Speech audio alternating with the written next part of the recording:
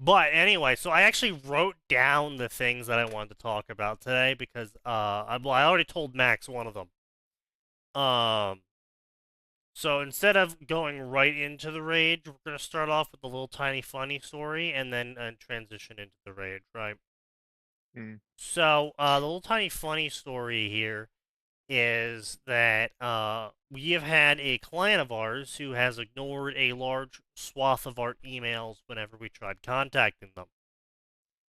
Um, Today I found out how and why. Basically, they flagged us as spam, so all of our emails were going into their trash. Amazing. Glorious. Amazing. Yeah, and I found this out because I closed the task that they were looking for an answer on, that didn't require me talking to them over the phone. And they were like, "Hey, why'd you close this task? You never answered me." I was like, "Oh, just see my other email." They're like, "What other email?" I'm like, "The email I sent you." "Oh, you didn't send me another email." "Yes, I did." And I went into the exchange back end to show them that they received the email, and not only did they receive the email, it ended up in their junk by a user-defined rule. And and their response, they went from responding within a minute to me to not responding at all to me for several hours, and then they came back at the end of the day with, "Well, I didn't put that there." Lamau. User-defined rule. Uh, Oh, that sure is interesting they're and a very stupid. frustrating company to work with because they're a bunch of 50-year-old women who have no children, no husbands, and no life beyond telling other women that it's totally cool and awesome to also be eggless, childless, and husbandless because women power. I That's their see. whole company. Yeah. Um, their email signature is equally as obnoxious, where it's all about it's literally like the most feministy fucking signature, takes up half the fucking screen. It is just so frustrating dealing with them because everything we tell them, it's always doubted. "Oh, this is how it happened." "Are you sure?" "Yes." "I don't think so. You need to raise this to the next level." Okay, fuck you. What do you mean you don't think so? Well, see, they emotionally decided that we're wrong because we're just mere grunts. I mean, you are. Ah, Yeah. the people they hired to do the task don't know what they're talking about. So Not at all. obviously, yeah. Yeah. Okay. Yeah. What They're the full of shit. fuck? Damn, that's crazy. Yeah, no, it's crazy. They are the most frustrating clients to deal with, and when I learned that they got picked up by us because the previous IT company dropped them, I was like, wow, not I surprised in the slightest. wonder how that could have possibly happened. Yeah, yeah, That's Yeah. hmm. Hmm. yeah.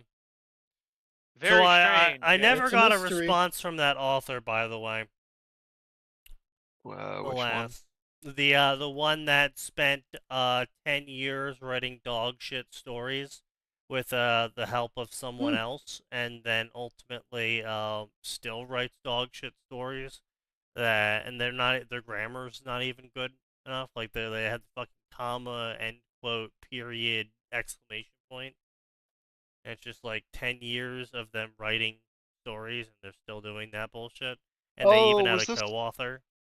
was this the one who said that they get mad when people shit talk their story and other people's stories? Yes. Ah, That's Snowflake. Yes, that's Snowflake. So, the other thing we have here, I have on my list here of shit I wanted to talk about is what happened today in terms of a certain task that I was working on.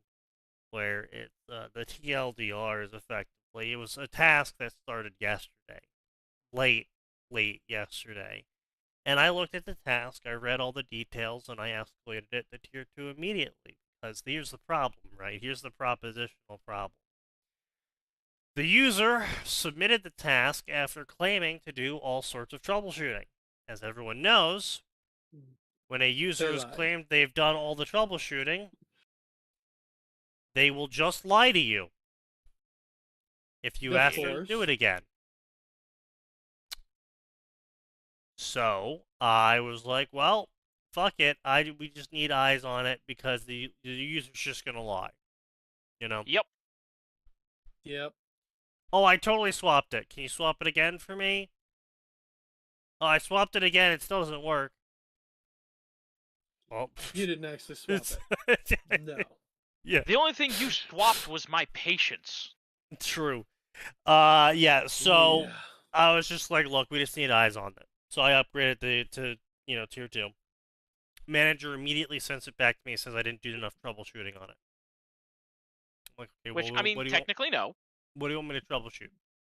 And he goes, I don't know. Just check the drivers and go start a RMA case with Lenovo.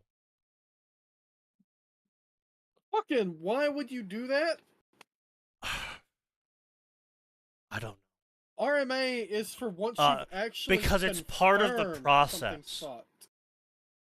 It's part of the process. No, yeah, okay. I'm not supposed to upgrade anything until I've confirmed we need someone on site. Yes, of course.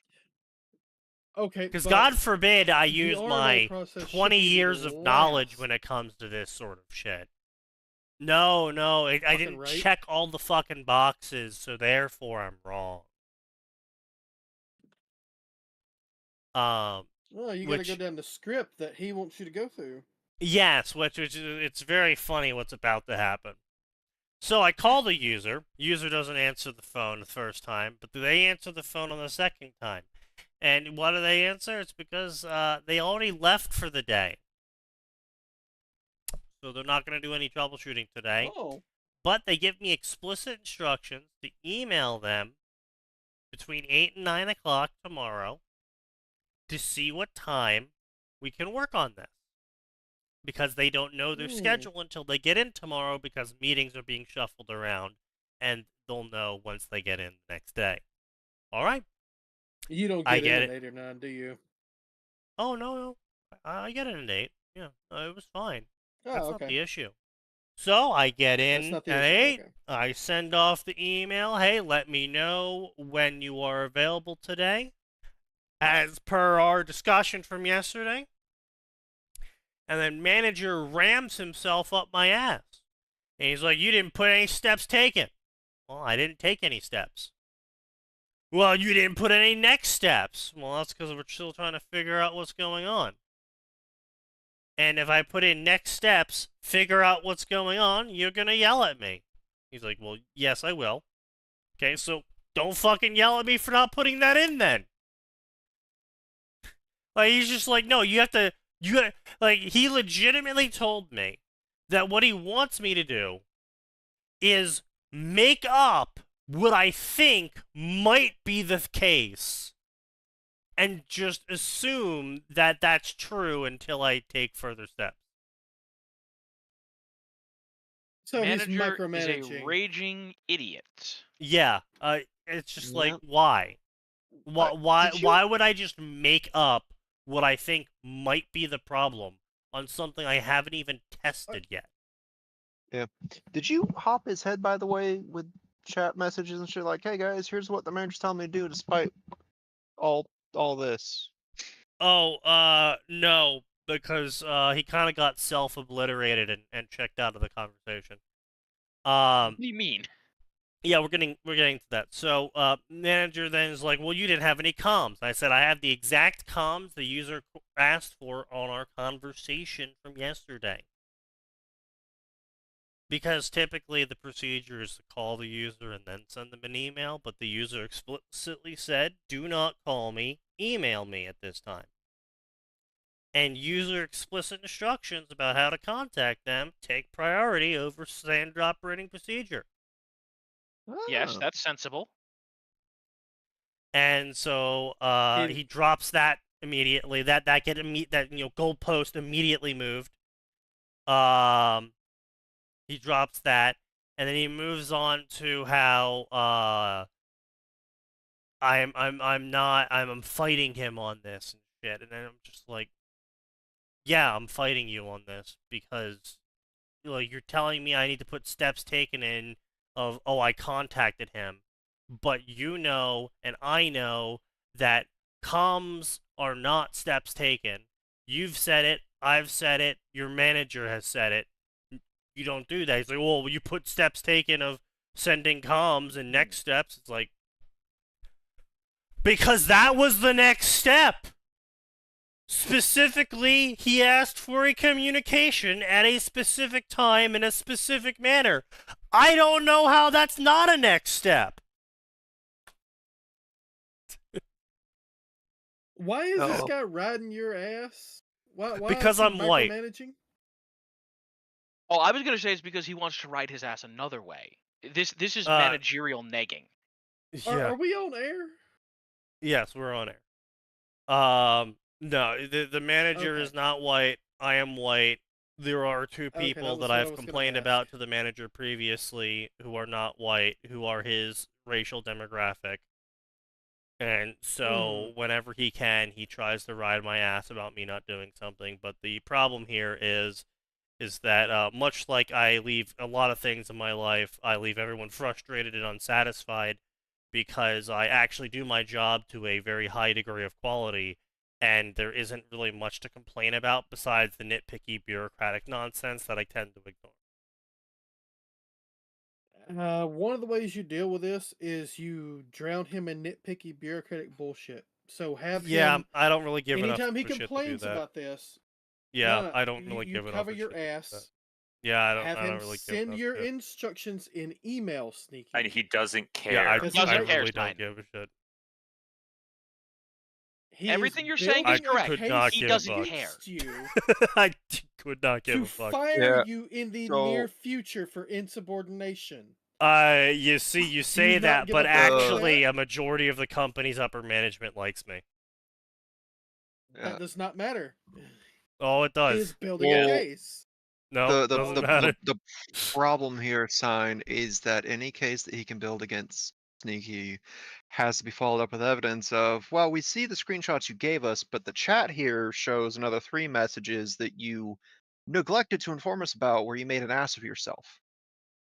Yeah, yes, he's already. The reason why he's riding my ass is because his ass is getting ridden by upper management because of certain numbers are not being met in certain ways, and so numbers that you're meeting, I'm guessing. Numbers that I'm overwhelmingly meeting at a 200% rate.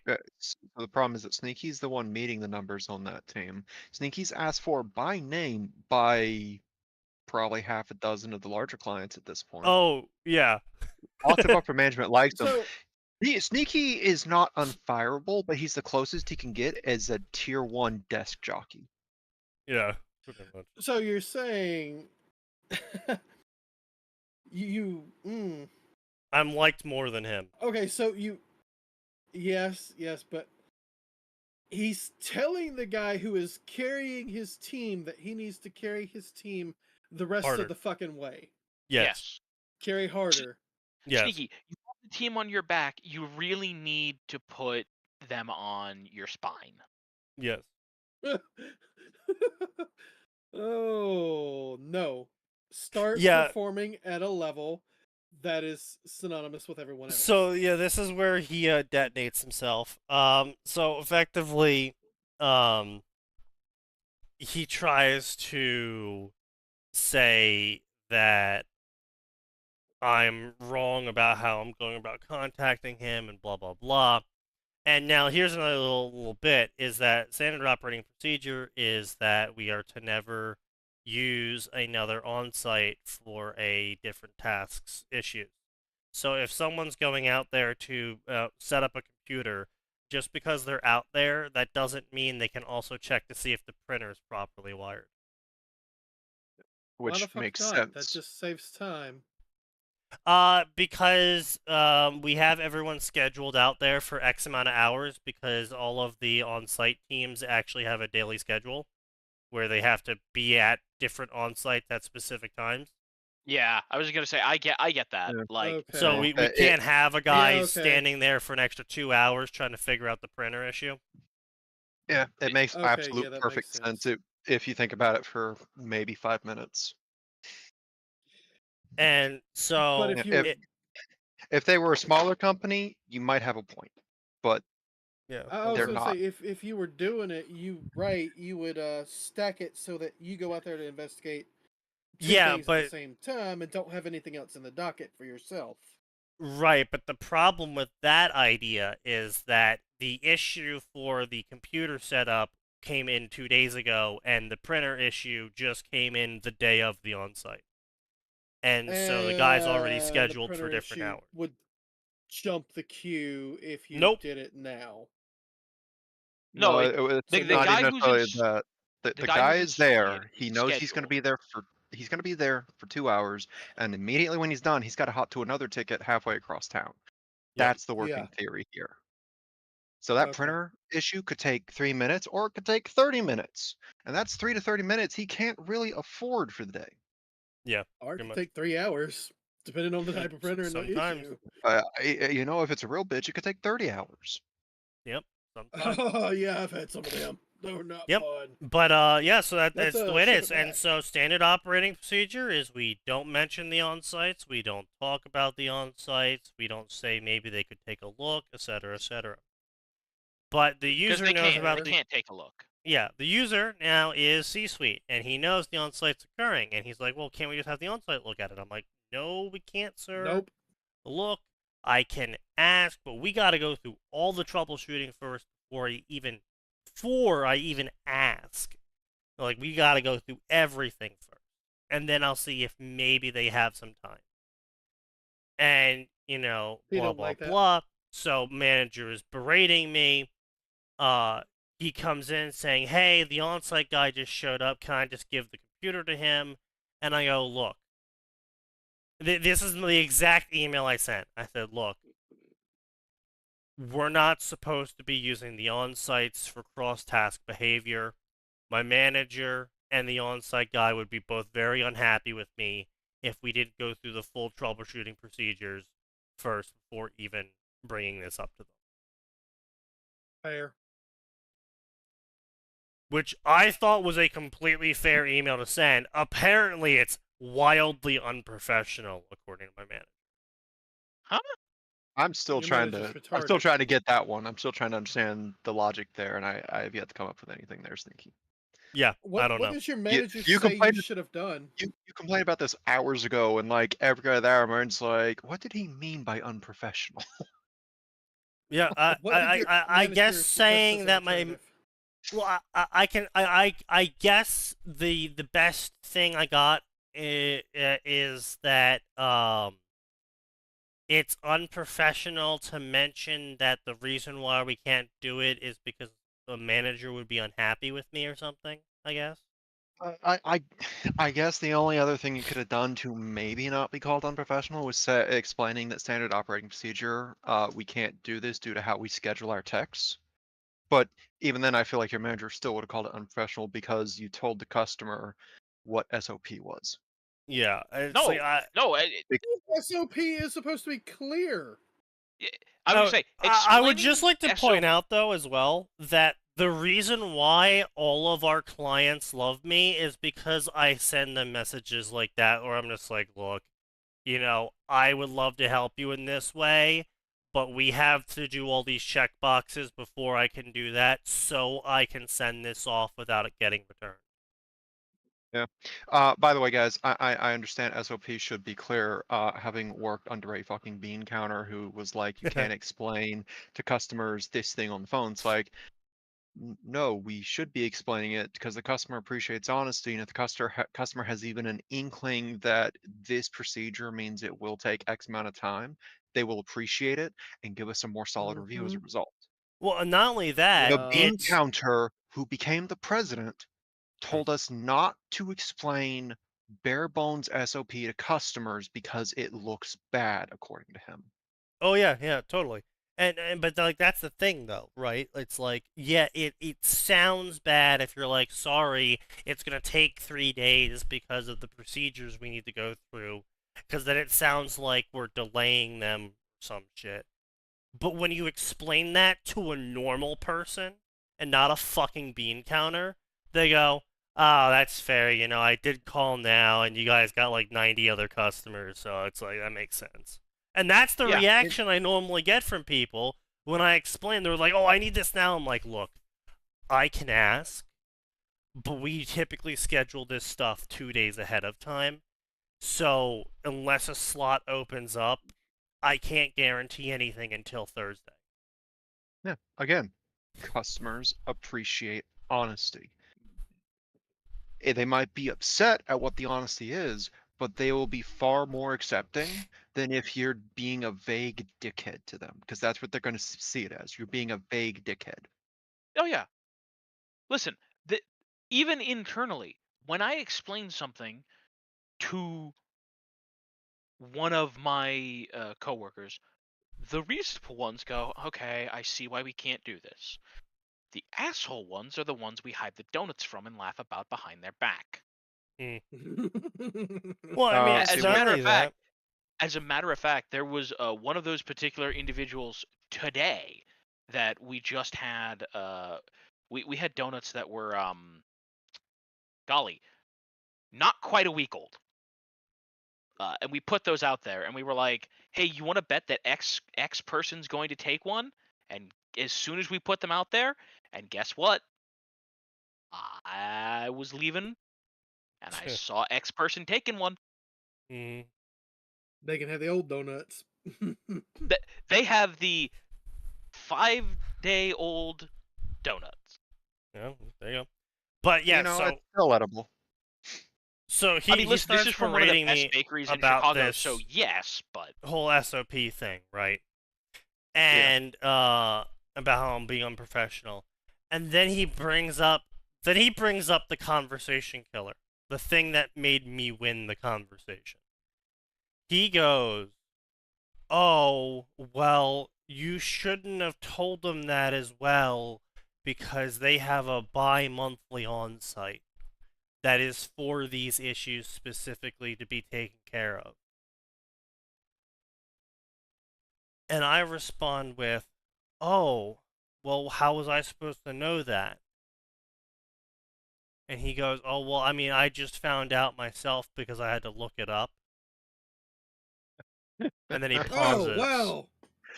There you Uh, go. He pauses, stops sending me messages, and then just sends me this really long message that basically equates to, "You're right, I'm wrong, but I'm the manager, so I can't tell you you're right. So we're gonna not talk about this anymore, and we're ending the conversation here."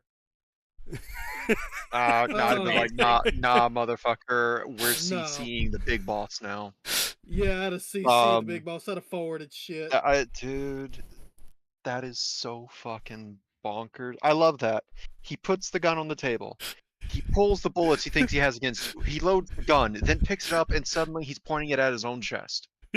Bro, Shoots himself. what did you think you were doing? He thought he was gonna get one over on you. Well, let's play Russian roulette. Pulls out semi-automatic. You loaded blanks, right? No. Right? Blanks. But Blanks, what are those?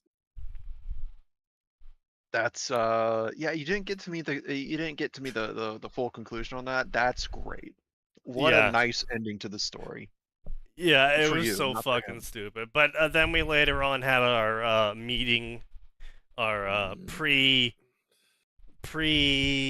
yearly performance review, and basically I made the joke. He didn't find it funny. I found it hilarious. I summarized the whole performance review for him because I was laughing about it. I said, basically, it's everything that I heard back in high school. You're doing a great job, Sneaky. Everyone loves you. But please, for the love of God, can you show your work? I thought it was gonna be, please, for the love of God, can you stop being yourself? No, because the No. problem is that I'll just not fill out any details on the task, work on it, fill out like 2 lines with installed program tested, and then close the task out, and he'll be like, but what were the steps did you take to get there? And was like, oh, just fucking did it. Like, what do you what do you want from me? It's like, it's the exact same shit I heard from fucking math in high school of, oh, you didn't show your steps. I'm just sitting there like, what fucking steps? I just did the math. Yep. It's like, oh, you gotta proof it. I'm like, what the, I'm terrible at proofs. Still am, by the way. So I don't, if you make me try and break down what my brain is doing, I just get gibberish. We call that a skill issue. But it's a pretty good skill issue to have, all things considered. Yeah, don't make me explain the math because I don't know myself. I can just do Like, it. yeah, I solved for X in 2 seconds. I don't know how, but I did. It's correct. But Not only is it correct, you got 9 out of 10 questions correct, so it's probably not random guessing. That was my Yeah, favorite fucking part is the state testing in school, where they would we had to sit in front of the computer and they'd answer like the fucking 200 multiple choice questions, and I would just Yeah. fly through that thing, and then just spin in a chair for an hour and a half. They're like, Sneaky, you didn't take this seriously, and I would get like a 95% on it, and they would just be like, what the fuck? Yeah, that's the point where it's like he can't be randomly guessing because statistically that's unlikely to get scored that high. That doesn't matter. They're still going to take points off. Oh, they did. No, they made me redo it before. They're like, you have to take longer. I'm like, Yes. Yeah. what? they What do. do you mean? They need you to take long. They want you to take longer because they have nothing else planned for the class except for this one test. That's why if you don't show your proofing or take the long route, then they either make you redo it or they give you like a sheet to do for a future class or the homework for the time. Yeah. Yeah, no, this is why I brought books. I did my shit that No, I they don't read. let you. And They don't let you. Yeah, no. You don't read. Especially not a book which can stop views, which means they can think you're cheating, which could end up with a Well, zero. not only that is you're not. Well, I was told I wasn't allowed to read in class because it would tell other kids that they were allowed to not pay attention in class as well. And it's Yeah. like, what? Yeah. See, I Yeah. remember that as well. Okay. we all know that's bullshit because no one pays attention to the quiet kid reading. true. They're not being Yeah. disruptive. What's the fucking matter? They would prefer to pretend that we were not real. In No fact, one seems to here's care. here's how I bullshit mean- an excuse that was when I was in high school. I straight up brought in a laptop during finals. Turned in, it's like, hey, is it cool if I go to the back? And it was like, yeah, sure. Pulled it out. Not a single word from any classmates. Everyone was still taking care of their exams. Not a single word was said until lunch. I mean, so my response to that was just, okay, if I can't read, I'm just gonna go to sleep. And you're not gonna be able to wake me up. So, peace. And then I just fall asleep. Nice. I was So- famous in high school for how much I slept during class and still passed with like A's. Yeah. I would go to the front of the class, the front seat, right in front of the teacher, and just go to sleep. Yep. My biology teacher thought it was fucking hilarious.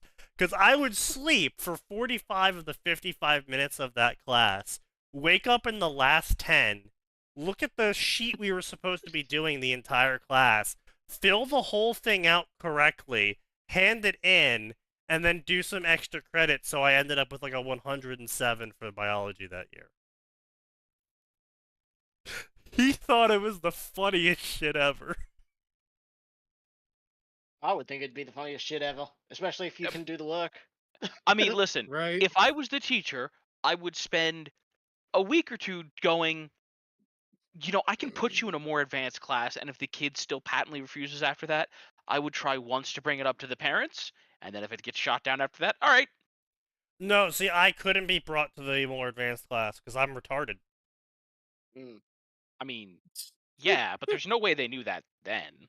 No, that's literally the reasoning. No, that was literally what the school said. Is that despite me being able to basically do the math classes they were having me do in my sleep, I couldn't go to AP classes because I had the retard tag on my profile. Oh. You Yeah. should get that taken off. I didn't care. Why did you have the retard tag on your profile? Because I was really bad at writing. Yep. That doesn't mean. Wait, hang on. Do you mean physically making the letters, or do you mean Yes. something else? Yeah, physically making the letters. Handwriting. Yes. Yes. I have nerve damage in my hands that prevent me from writing in a legible manner. That's not Mine is just- retardation. Mine is just shit. The thing is, they can't advance you if your handwriting's too bad because they think they don't know if you're actually like advanced enough if people can't read your words. Exactly. Yeah. Give them That's a what it was. keyboard. No, It doesn't. no, That's what's doesn't before matter. then. This was Yeah. even if it's before. For me, it was before then, but even after that, schools weren't going to get you a keyboard just for fucking one person. Otherwise, everyone else would make a big deal about it. Yeah. Yep. They don't care. Back in the days, they didn't care about if you did needs or not. They I just never had to do got the work. shit. I never got shit from anyone but my mom about my handwriting. 'Cause it's fucking chicken scratch. They also thought I was retarded. So hard to help me They with also that. thought I was retarded because I didn't like interacting with my peers. Yep. That's not It's called retarded. being That's just your it's peers called being antisocial. It's your peers are called being a assholes. psychopath. I am not retarded. But yeah, no, Exactly. that's literally what it was. Is they were like, well, he doesn't interact with his peers, and his handwriting's terrible. He must be retarded. And it's like, no, we've explained this to you 19 times. He has Asperger's, and they're like, I don't know. You said retarded twice, and it's just like, okay. I don't care if he's got. No, like legitimately, my school was the fucking worst. I was talking to another guy in the retard class, and he used to bully me a lot, and then he started talking to me, and then he told me in senior year, he was like, yeah, dude, I'm really sorry for bullying you, like, back in middle school, because after talking with you, I realized that you're actually really fun to talk to, and I kind of felt like an asshole, and I didn't want to bring it up for a really long time. So I was like, yeah, no thanks. shit. But you? He had 157 IQ. Of course. And they put him in the retard class because they didn't know what to do with him. Oh, wait, what? You're No, so yeah, that makes smart. sense. You've gone back to what the fuck do we do with you? Yeah. Public schooling. Yeah. So instead of putting him in the AP classes, he didn't want to do AP classes. Yeah. Okay, then put him with the rest of the lazy kids. No. I mean, the normal kids. But no, you have to put him in the retarded class because if you put him in the normal class, then he's gonna damage the curve. He makes the normies look bad. That's exactly why you. Well, no, hang on. He's not gonna damage the curve. He's gonna be like the one dude I knew that I'm pretty sure was like IQ 130 or above. He's going to calculate exactly. No. He's going to calculate exactly how much he needs to pass with C's and B's, and do the bare minimum. Do that, and he's not going to hit the curve at all because it's like, yeah, no, fuck that. That's way too much. No, see, that's too much. You mean to tell me I can just slack off? No, my whole thing was I wouldn't spend time calculating how much I need to do to succeed. I would just do the work in the least amount of time possible. Oh yeah, no, this dude sat down. He took like an hour or something, and was like, if I just do this many assignments, pass these specific quizzes, and get this grade on my finals, I'll graduate senior year with nothing less than a C and be completely fine. No, He yeah, slept. see, And Fair. any classes minimal I time. shared with him, he slept. Yeah. And he passed There with was a funny moment in high school where I took Latin for 3 years, and in the last year of Latin I was doing, again, famous for sleeping through Latin class. I got like a D in Latin. It is what it is. I mean, Turns out that oh no, foreign you didn't learn the dead language of yeah, the it turns out losers. I'm just really Yeah. bad at foreign languages. Programming, Russian, Spanish, like doesn't matter yes. what the language is. It's just I don't My get it. my favorite foreign language, programming.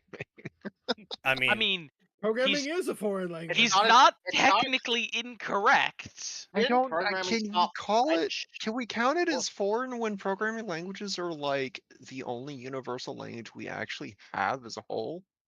yes. Yes, because Yeah. it's secondary to the one you're taught from, you know.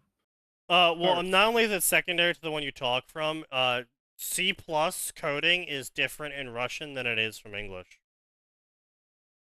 I thought You have English was the C+ Russian. standard for There- most. It There's gotta is, be. but you there's gotta be have at least C+ Russian. one.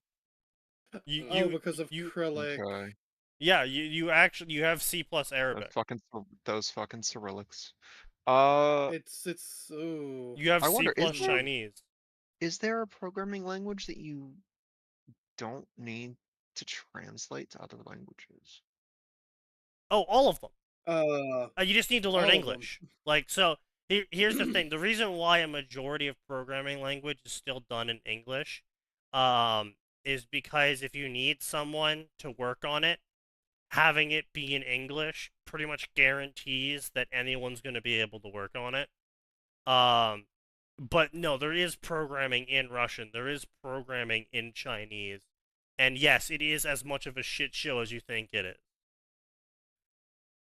I mean, is that just because it's in Russian, or Yes. The probably. Russian isn't as bad, but programming in Chinese is. oh my lord? Yeah. Well, at least it's not Indian. I'll admit, mad respect for somebody who can manage to make that crap work in Chinese. It doesn't. God. Oh god. No, but imagine no, trying to have to debug it. but yeah, so you know that's a whole thing. You know, the old days. But yeah, school's bad, yada yada. But Ooh. yeah, so those are my stories. So let's get into fan fiction tonight. Well, hang on. We have one thing to do before we get into fanfic sneaking. Oh, what's that? I held on good authority from two people that Sign took an L on Sunday. Yeah, he kind of took a little bit of an L on Sunday. Did he? What Yeah. was it about? It was a I don't know minor what it was about, but he accepted it, so we're counting it.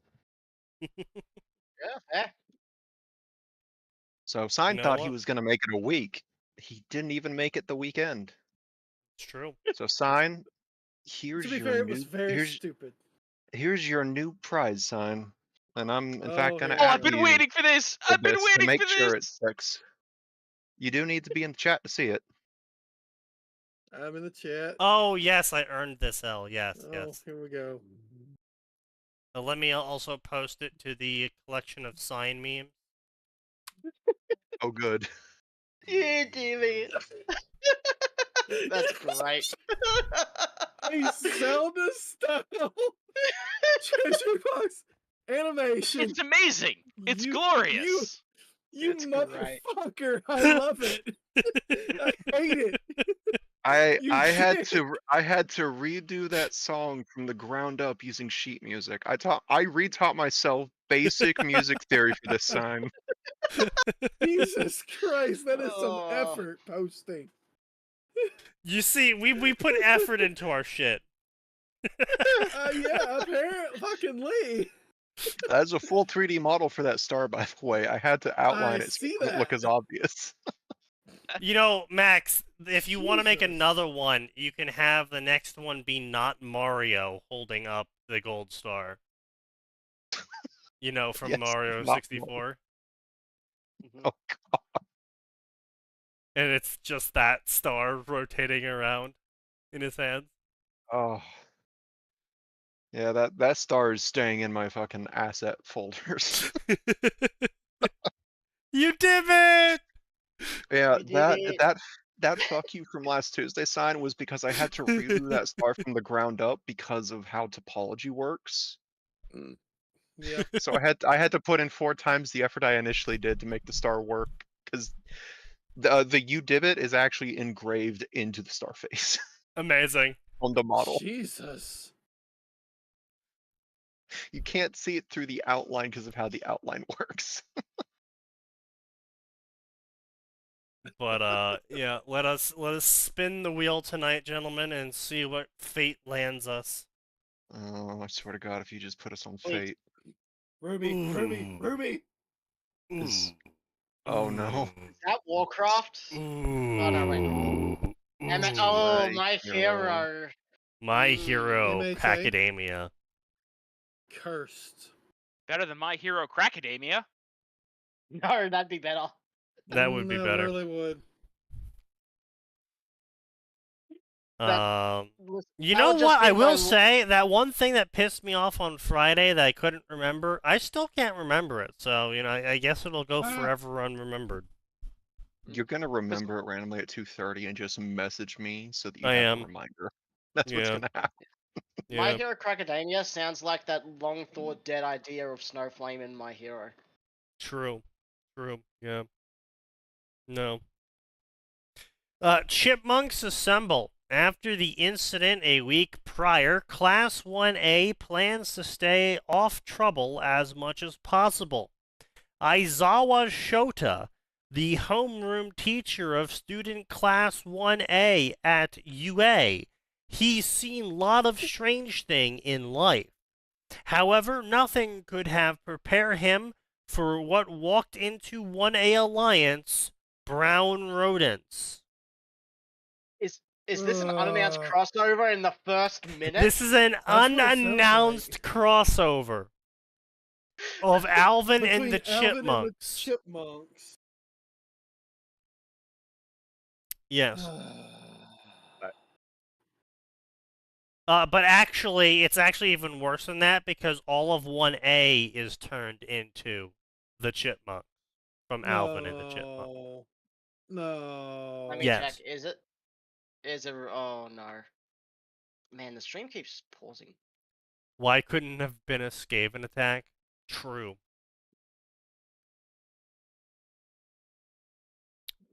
Sign L, excellent. Fantastic. Do we have a unlabeled crossover? Excellent. Excellent. Wait, no, they're not. It's just Alvin and the Chipmunks show up. In fact, the first chapter doesn't even bring them in. Are you sure? Because it says here his students had to appear as furry brown rodents.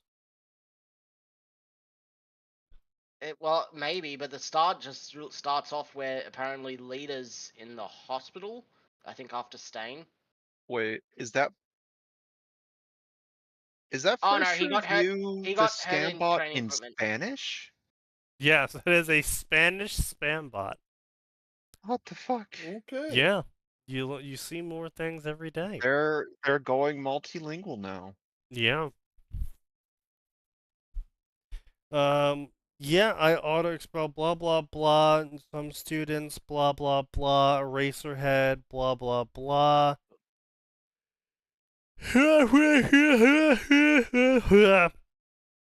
It'll be alright, blah blah blah, words, words, words, no one gives a shit, dialogue looks to be competent, grammar is fine, blah blah blah. Okay, time skip. So first chapter doesn't get to the point either.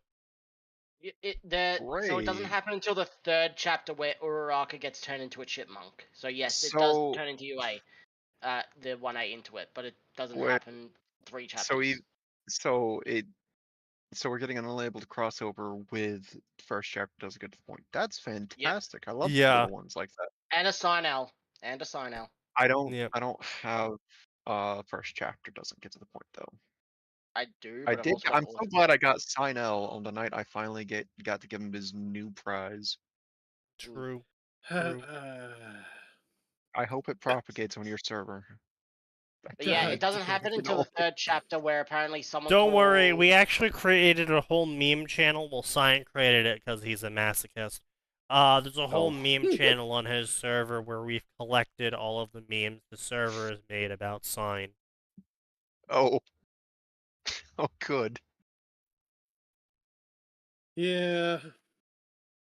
People kept asking for it. Was So this are his there? first fanfic? No. Didn't No. say it. So then? Are there two shitpost channels inside the server then? One for specifically sign memes and the other for just general General memes, yeah. And Curse. Yes. Yeah. And Curse Oh. Media.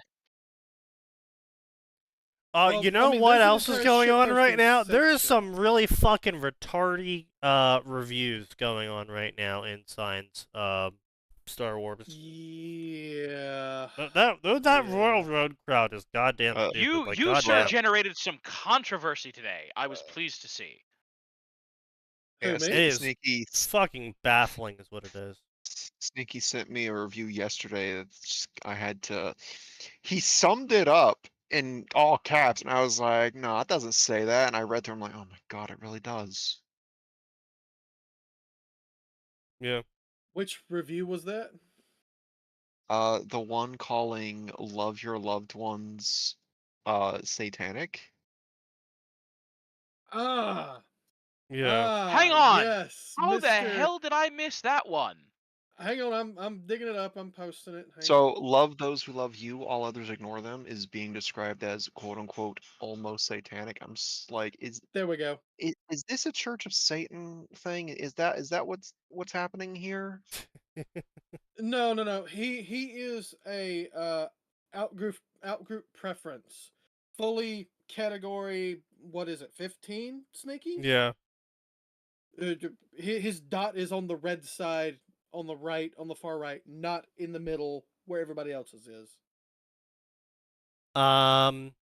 I have Oh no yeah, idea. this guy's fucking review where he compares Sign stories to L4 of the Wests and says L4 of the West does better stories because he fits the Tanya methodology better for Tanya stories. And No, he doesn't. So here's the thing though, is he does, right? But that's the retard's understanding of Tanya. Where it's Layperson's like, you know how understanding. like the retard's understanding of Taylor from Worm is always escalate all the time no matter what? Yeah. Yeah. The retard's understanding of Tanya is everything is misunderstanding. Yeah. And I that is had to L4. actually explain that to somebody. And that's what L4 of the West does with every single chapter whenever he has Tanya in the story, is no matter what's going on, Tanya will say something, everyone misunderstands it, everyone else replies to her, she misunderstands it. And Tanya doesn't act like Tanya at all, no one acts like their fucking characters at all. Like L4 of the West we've covered him before, he is the author that writes stories that are crossovers that neither have anything to do with the stories they're crossovers of, because it's basically all original characters taking place in an original universe, because the dude ignores canon from both sides for everything. Mm-hmm. And all he does is write the formulaic garbage. And this fucking blogger, dude's got a fucking blog, so you already know he's retarded. Oh my god. This fucking blogger is like, oh, well, you see, Tanya in Star Wars is, like, kind of good, but it gets really generic fast because Tanya explains things to people. Yes, as she would canonically in the light novel. You dumb motherfucker. Well, I mean, it's not even in the light novel. It's that Tanya couldn't spend time explaining things to people in any three of the universes because she was part of the military, and in the military, you don't explain to your superior why they're wrong. Mm-hmm. Well, she actually did do that a few times. Well, she does try. Typically, she does try, and then like with the Arin thing, she tried to explain, and then he just flat out cuts her off and goes, "No, we're just gonna kill them." Okay, Yeah. was her response to that. Yeah, I know. That's what I'm saying. Is like you. She tried early on to explain to her superiors, and then realized, oh, they're all retarded. This is the military. I just have to follow orders because I don't have another Yes. option. Yeah. Whereas Yes. Tanya the Jedi is not only allowed, but encouraged to explain her murder hobo. Yes. Yeah. In fact, they get a little upset if she doesn't.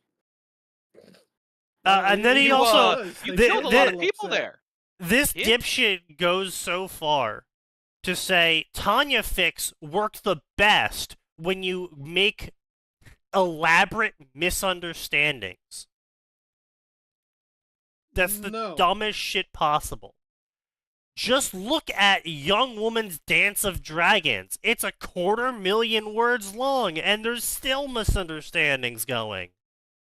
That doesn't mean it's good. That means it's the best story. This is the mind of a normie retard, okay? I want everyone to understand. Don't cater to these people. They're going to like your story anyway. And even if they leave a review saying they don't want to read your story's popular, therefore they're going to read it anyway. Because they're a normie retard, and their tastes are whatever's popular. True. So, I feel slightly qualified to speak on misunderstandings and stories being used as a vector for the plot to advance. They are only good so long as they make sense, and they are only good and make sense so long as when people realize it was a misunderstanding, they reevaluate what they previously had believed. Insert example. Everyone believes Campione are these absolutely psychotic tyrants. Most of them are. But when you realize that each of them have very different niche forms of psychosis, then you understand that not all of them are going to go pay homage to me, or I'm going to slaughter your entire bloodline and then burn down your village and then enslave your souls as my undead army for all most time. of them. No. That's just Vauban. The Marquis Vauban will literally kill your entire country to add you to his undead army because you offended him.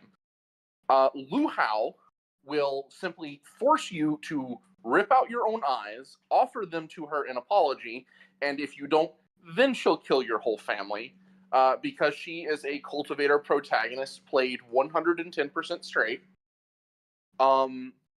Salvatore Doni doesn't care. You could walk up to him and call him the most offensive things comprehensible. He doesn't care. If he is interested in fighting you, he is entirely willing to kill millions of people.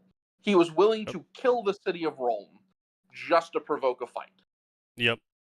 I mean, in Aisha, fairness, Madam Rome Aisha. needed some killing, but... No. I want to put this in context.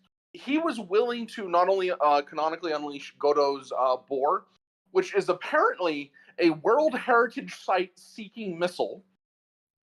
True. A what? So basically every single time Godot, the main character of Campione, fights and he has to use his boar power, which is supposed to be basically the godly representation of unstoppable force, he misses inevitably or it gets deflected somehow and inevitably destroys some sort of world monument. It's actually baked into the authority that's part of the price of using it, is that there will be a backlash. I thought it was that there had to be some sort of target behind the enemy, like a world monument or something, to even summon it. No. It has to have something like that. I don't have it to hand, but I have it written down somewhere. But no, Aisha, by the way, will just mind control you. She will mind control you to the point you will kill your own family if you think it would make her happy. Full stop. Yeah. Ooh. So, I respect that. No the subtlety. Campioni are all universally monsters. That does not mean that you don't need to deal with them like they're individuals or like they're reasonably intelligent, because all of them are reasonably intelligent. They're just also completely and totally psychotic in the clinical sense. Yes. So Issei, my fanfic, is a Campione. Well, what's his trigger button? Boobs. That makes him very happy, yes. But it's Friends and rubbing family his nose in sorry. bad things. It's what? I thought it was friends and family. No. Issei is very, very simple. He is intellectually aware that bad shit is happening somewhere vaguely off in the distance. Sure. It's not his problem. Okay. If you make it his problem, he is going to violently kill you. I don't think we posted the chapter yet, but we wrote a chapter with Freed Selzen. Well, Freed is a serial murderer and a serial rapist. Yes. He's also a scrub.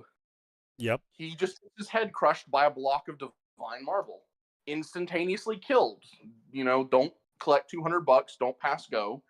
Right. And then the response to that, it was actually one of the HCC operatives complaining a little to Issei, jokingly, good-naturedly, that now they can't interrogate him because they don't have a claim on his soul. It's already in hell. And if they try to use necromancy to interrogate Selzen's soul, they'll get in trouble for it. So, you know, that's the sort of tyrant I'm trying to write him as. Okay. He is someone who will absolutely instantaneously kill someone if he thinks they need to be killed. And he's not the sort of person to screw around with it. But at the same time, if you play by the rules, you keep everything lighthearted, sort of like John Pluto Smith, whose psychosis is that she genuinely has full-blown schizophrenia to the point a second soul has developed inside of her and has a fully separate personality. But she believes she's a superhero. And so if her enemies act like superhero enemies, she treats them like Superman treats his enemies. You're not probably going to die. You are probably about to get your spine broken in 16 places, but there's healing magic for that. Right. Issei, if you respect that Japan is going to be treated mostly like modern Japan, and you don't make him actively see all the bad shit you're doing, he'll leave you in your backyard to do whatever you're doing there. That's your business. But if you make it his business, he's going to show up, drop a massive blast of fuck off, die energy at you, shonen fighting spirit until you are dead or a friend, and then congratulations, you're either dead, a friend, or both. True. Both dead and a friend, okay. Yeah. Dead friend time. That's what he did to Cao Cao in canon. He killed Cao Cao, or injured him so much Cao Cao died from his wounds. It's just Cao Cao literally crawled out of the underworld. No, I thought Indra brought him back. Indra did? I'm probably wrong about that. I did eventually stop reading DX. To be fair, you didn't miss anything. No, You could honestly do that. Have you ever seen the BuzzFeed joke where it's a guy pretending to be a BuzzFeed journalist and he takes a dildo and he throws it at a whiteboard to pick what his next topic is? Yeah. No. Yeah. That You could do that and make a better DxD story, and like maybe 95% of the people reading the DxD story wouldn't even know you're not doing canon. Well, Yeah. thankfully, I'm not doing canon. Bits of canon technically is happening in the background, but massive butterfly like that, it's not going to follow the rails. Sure. But yeah, no. I mean, I think some good examples are the Marquis Vauban one time did a genocide. I forgot who he killed. It might have been Bolivia. Might have been a Roma. Yeah, no. He's like 400 years old, and he's like a fucking Magyar mercenary. I'm aware. Yeah, so yeah, he unironically did a genocide one time. And that's what makes up a large part of his undead army. And that's one thing, but at the other end of the time, 99% of the time, Vauban doesn't do anything. Yeah. He sits in his castle and broods, and then he goes and kidnaps a bunch of little girls to use them as human sacrifices to summon something to hunt. But that, what else are you going to do when you're an aged, immortal werewolf vampire super thing? Everyone needs hobbies. Okay, now hang on a minute. Your hobby could be inventing Gundams, and you're doing the world a disservice by not. Also true. True. Very true. Oh, actually, Kaz, this is a spoiler for you, but no one else reads my stuff here. That's what Issei's eventually going to do. I don't know if... Yeah. The idea is that each time he gets a new power, he has to learn how to integrate that power into his set. No pump and dumps. No new super form that invalidates everything else. So no DXD canon. More or less. that was probably the one thing I hated most about all the super forms. But so he has a power based around marble, so quote unquote boom. Power based around blood, a literal battery, basically Black Canary screen. That too. Screech Whale is basically what if you applied an absolute uncontrollable terror debuff along with having a physical impact on anything you're hitting. And it is also aimable. One of the first things... What was that? Orqua then. Yeah, no, yeah, one of the first things he did was create a megaphone. But eventually he's going to be combining his powers, and his super form is going to be a giant Talos-esque sort of Gundam. It has to be a Numidium. You must make a Numidium now. Something like that, yeah. But I've rambled enough about my shit. I'm just saying, when it comes to misunderstandings, the characters, they all think he's going to be like the last Japanese demon king, Oda Nobunaga. They think he's going to conquer the country. He's going to start burning priests alive. Warlord stuff. And he doesn't. So they reevaluate. Okay, he's not doing warlord stuff. He's just some kid. Well, there's no way just some kid would be succeeding this well. Who's manipulating him? And they're at the part where they realize, no, this is just what happens when you take a kid who genuinely doesn't have really that many actual, genuine, honest-to-God problems, give him basically infinite power and a good work ethic, and say, yeah, you can have a harem, now go earn it. And, Sure. They will evaluate along that, but other than avoiding grim derp, and other than avoiding endless regression to misunderstanding, a misunderstanding should only be used in a story when and where it enhances the overall context. At any point where the misunderstanding itself becomes the driving motivation of the story, you fumbled something.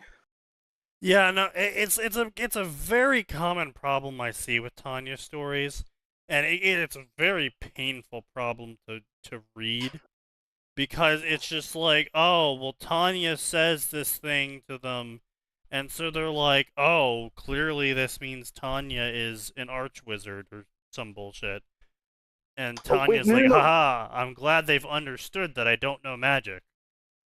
And it's like... You did it very well in Undying Scarab, where Taylor has access to necromancy, but Taylor doesn't understand what that means, so she does stuff without that understanding. But she would have already been following the course of the story, whether she understood it or not, because that's what her character is. Yes. So, yeah, no, you used a misunderstanding to create some moments of absolute drama and tension, like infinitely resurrecting undead dragon zombie armies. That's pretty fucking metal. I mean, I personally think you should have added in some blood rain and maybe like soaring metal guitars in the background. I mean, well, you know, we're about to smash the Troll Empire, so maybe that'll happen. Oh yeah, add Ormageddon from Brutal Legend just passively in the background in one scene. Yeah. Just a casual 20K chapter. You know it, man. Yeah. You know it. Make it 25. That way you actually put some numbers on the board. Now I'm screwing with you. I mean, it's I mean, technically speaking, it is like a 35K word chapter. We had to break it in two because she took too long getting there. You absolutely need to include the various colony drops that have happened throughout all of Gundam history. Because listen, Australia deserves it. Oh, see, now here's the fun thing, right? Is that we had a whole moment where we were going to do this whole, like, oh, Taylor uses magic to cast this really big illusion by, like, but it wasn't going to be, like, a real illusion. She was just going to say a bunch of ominous stuff and then make the moon look big and red and, like, make everyone be like, oh, shit, you know, some wild spell's going to happen, and basically let their own imaginations do the work. And then we're like, wait, shit, illusions on the moon. The moon is actually haunted. The moon reaches back. Moon's haunted. Oh man. Moon wants to Taylor reaches to the moon to cast a spell. The moon reaches back. It's like, oh, shit. That's a good example of the funny twist. But don't, as a piece of advice to any potential authors that may ever watch this, all -4 of you I will probably ever reach. True. Don't bend the arc of your story around constant misunderstandings, not only because that locks you into then depending on those constant misunderstandings to move your plot forward. Yeah. But because it'll eventually just get very silly. Well, I mean, it's not just misunderstandings in general, it's contrivances. Don't base everything off contrivances where it's like, oh, these two characters were going to show up in the same place because of how plot is going, but they just happened to leave right as the other one arrives, so they totally missed each other, and now that really important information one was supposed to tell the other, well, that's getting delayed again. I hate that shit so much. That reminds me of how in Worm, the only reason the Red Queen stuff happens at all is because Gallant pussyfooted around so long Leviathan decided to kill him. Yep. Yeah.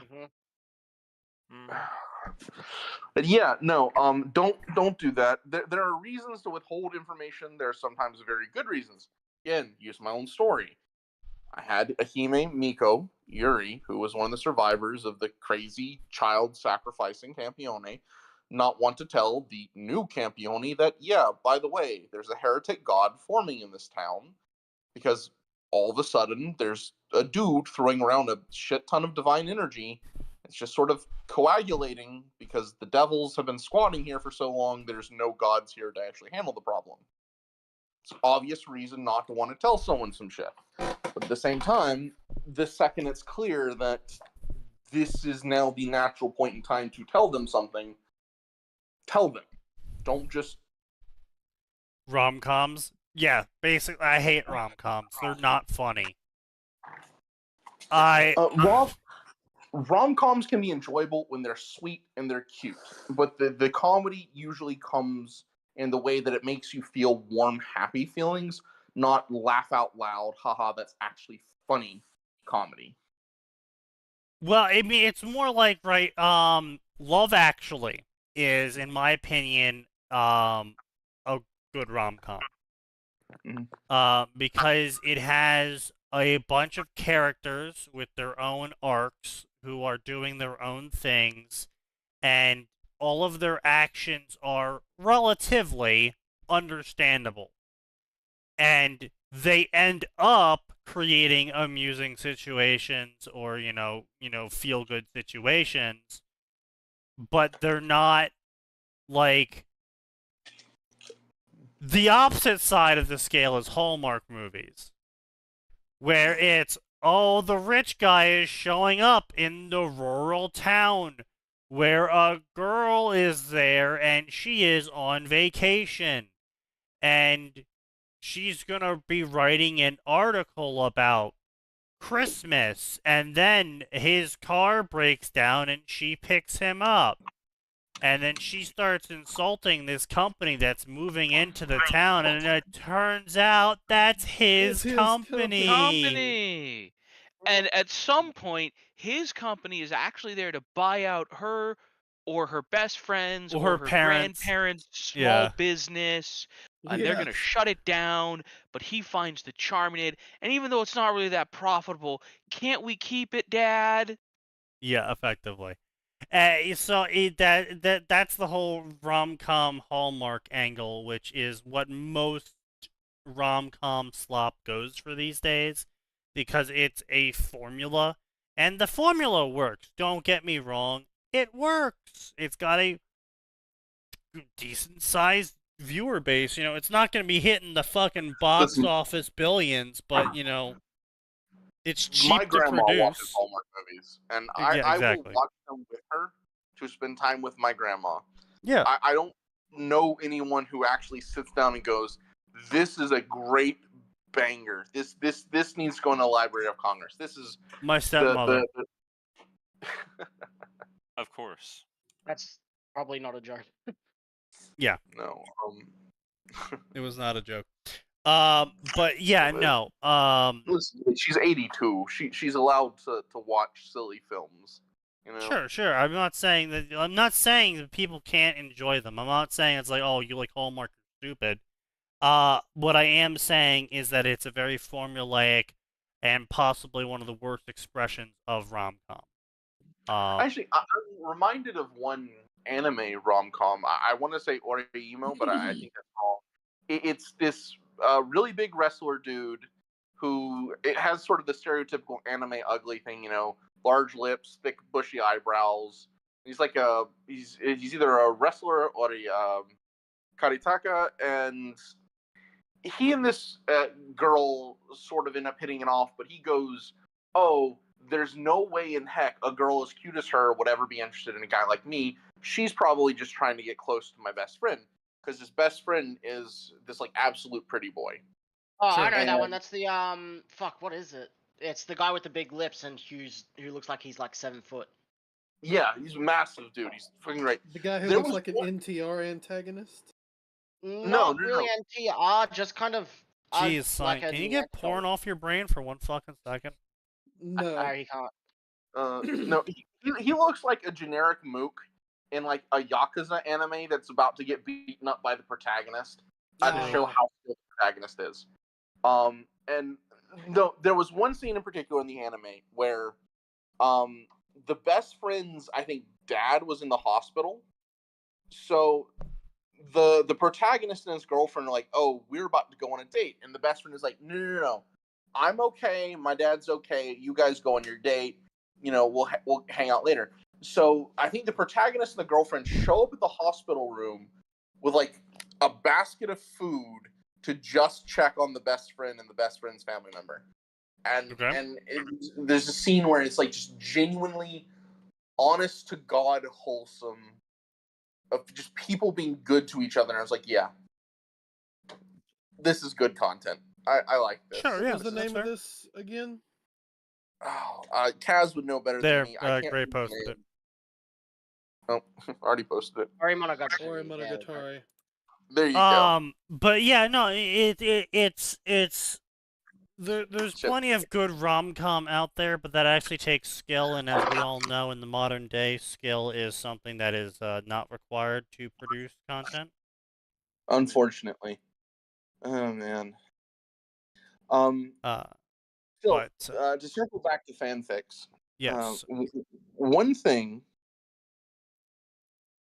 that maybe this is just because I'm turning into a boomer about it, but I've noticed that there is and there has always been this conflation between protagonists being proactive and Mhm. protagonists being dickballs, for lack of a more eloquent term. I mean that's actually a really easy one to explain. So effectively, it's from a subsect of people that has been unfortunately growing in a massive amount. It shoots Aster at the start for no reason. Yeah. It's unfortunately it's this thing where a lot of people saw early anime and early cartoons and early books, and they kind of got irritated that the good guy, aka main character, because that's they equate the two, didn't just go beat up the bad guy. And it's because they were kids and they didn't really understand that Aragon can't just go fight the king. Like, he actually has to, get better at everything. Work at it. Yeah. Get good. And so they kind of would go out and they would write these sorts of stories. Oh, well, Harry Potter should have just done this. If I was Harry Potter, I would have just done this. And they are socially maladaptive. And it wasn't so much as being proactive means you can be a dick. It's more in the lines of the people writing the stories who got angry that the main character wasn't more proactive were also dicks, and they didn't understand why the character didn't just kick the guy in the nuts, take all his stuff, and use it to beat the bad guy. Because that's the objectively best thing to do. Air quotes, of course. They don't understand that taking this guy's stuff would mean that this guy doesn't have his stuff anymore, and the sword was part of his family for generations, and his dead father gave it to him on his deathbed, and he swore to always look after the sword. They don't give a shit about that. They're like, oh, but the sword will win, so just beat up the guy and take his sword and win. Because winning's all that matters, because I'm the good guy, because I'm the main character. Yeah. Whatever I do is objectively good and right. Exactly. And so that's the initial start, but then the proliferation of it is due to the excessive herbivorism that has occurred in the Japanese media sphere, where now you have more and more people, and especially Zoomers, Zoomers and Gen Alpha, who are even more socially maladaptive than millennials, who are now being presented with these absolute fucking doormats, these cardboard cutouts that are just like a millimeter thick of personality. They effectively are almost encouraged in a way to be the dick and to be active, because that's what makes them continue watching the show, so they can think of all the things that they would do better. Yup.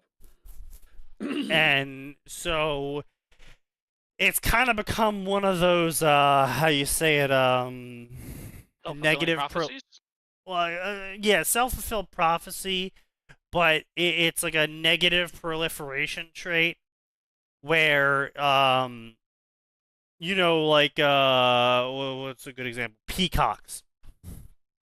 I guess we're just gonna use peacocks. Women I don't know a selecting for lot. Peacock tails. Yeah, selecting for really bright peacock tails, but the really bright peacock tails give away the peacocks, so the really bright peacocks tend to die more often, but they also tend to get more women, which means they have more kids, which means there's more bright peacocks that die more often. Bigger and There's also the brighter. crabs that have the really big claw. That's Oh, yes, the essentially fiddler useless. crab. Yeah, the essentially useless claw on the fiddler crab, because the females kept selecting for big claws, even though it crossed the threshold from a positive adaptation to a negative adaptation. But yeah, so it's sort of like that, in where the animes that got the most watch time had the most herbivore males because the most people spent the most time watching it thinking about how much better they would do than the guy.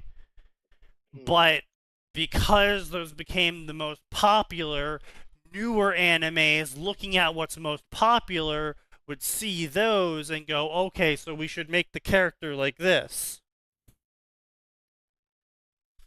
They just ape the most popular shit going on. And then on the flip side, you have the audience that's consuming it being given worse and worse content, and then on top of that having a social media sphere that is more and more circle jerky.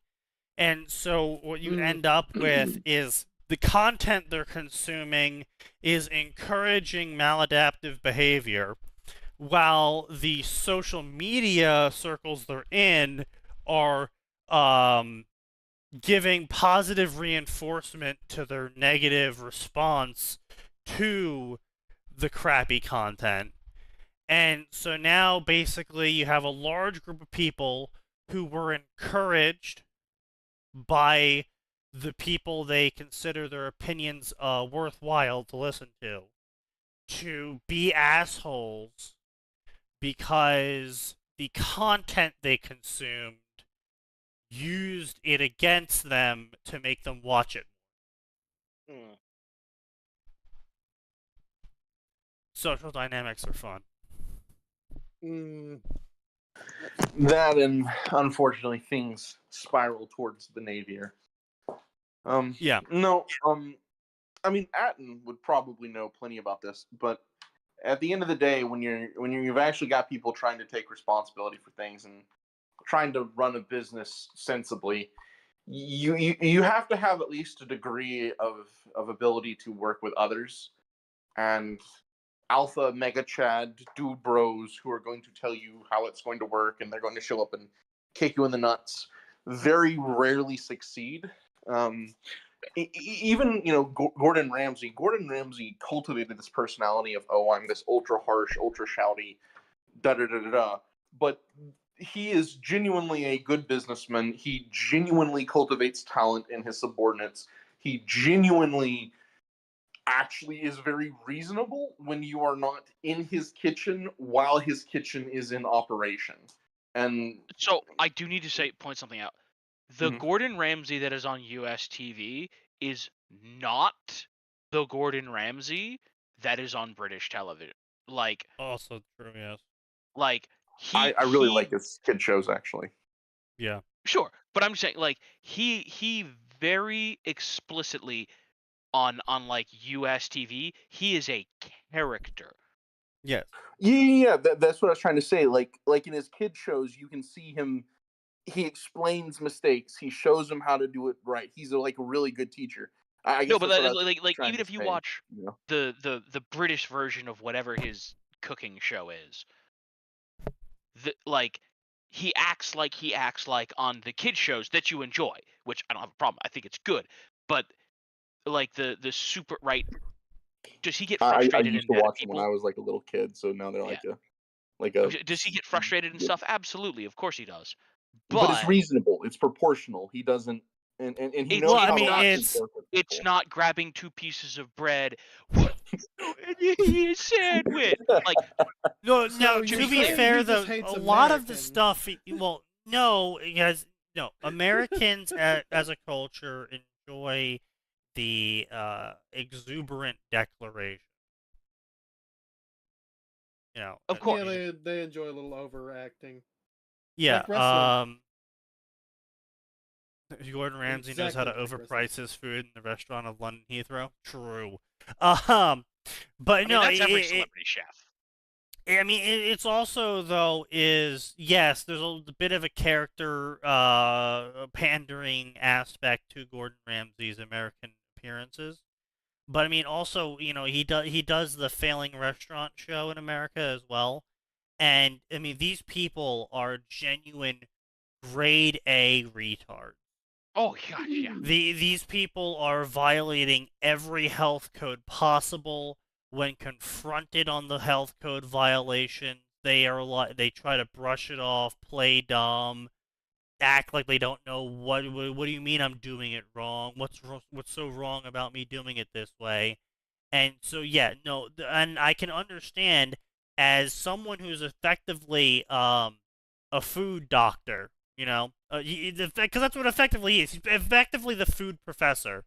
And you're going up to the food professor and you're like, "Professor, why is it so bad that I'm storing raw meat unrefrigerated on the floor next to the rat poison?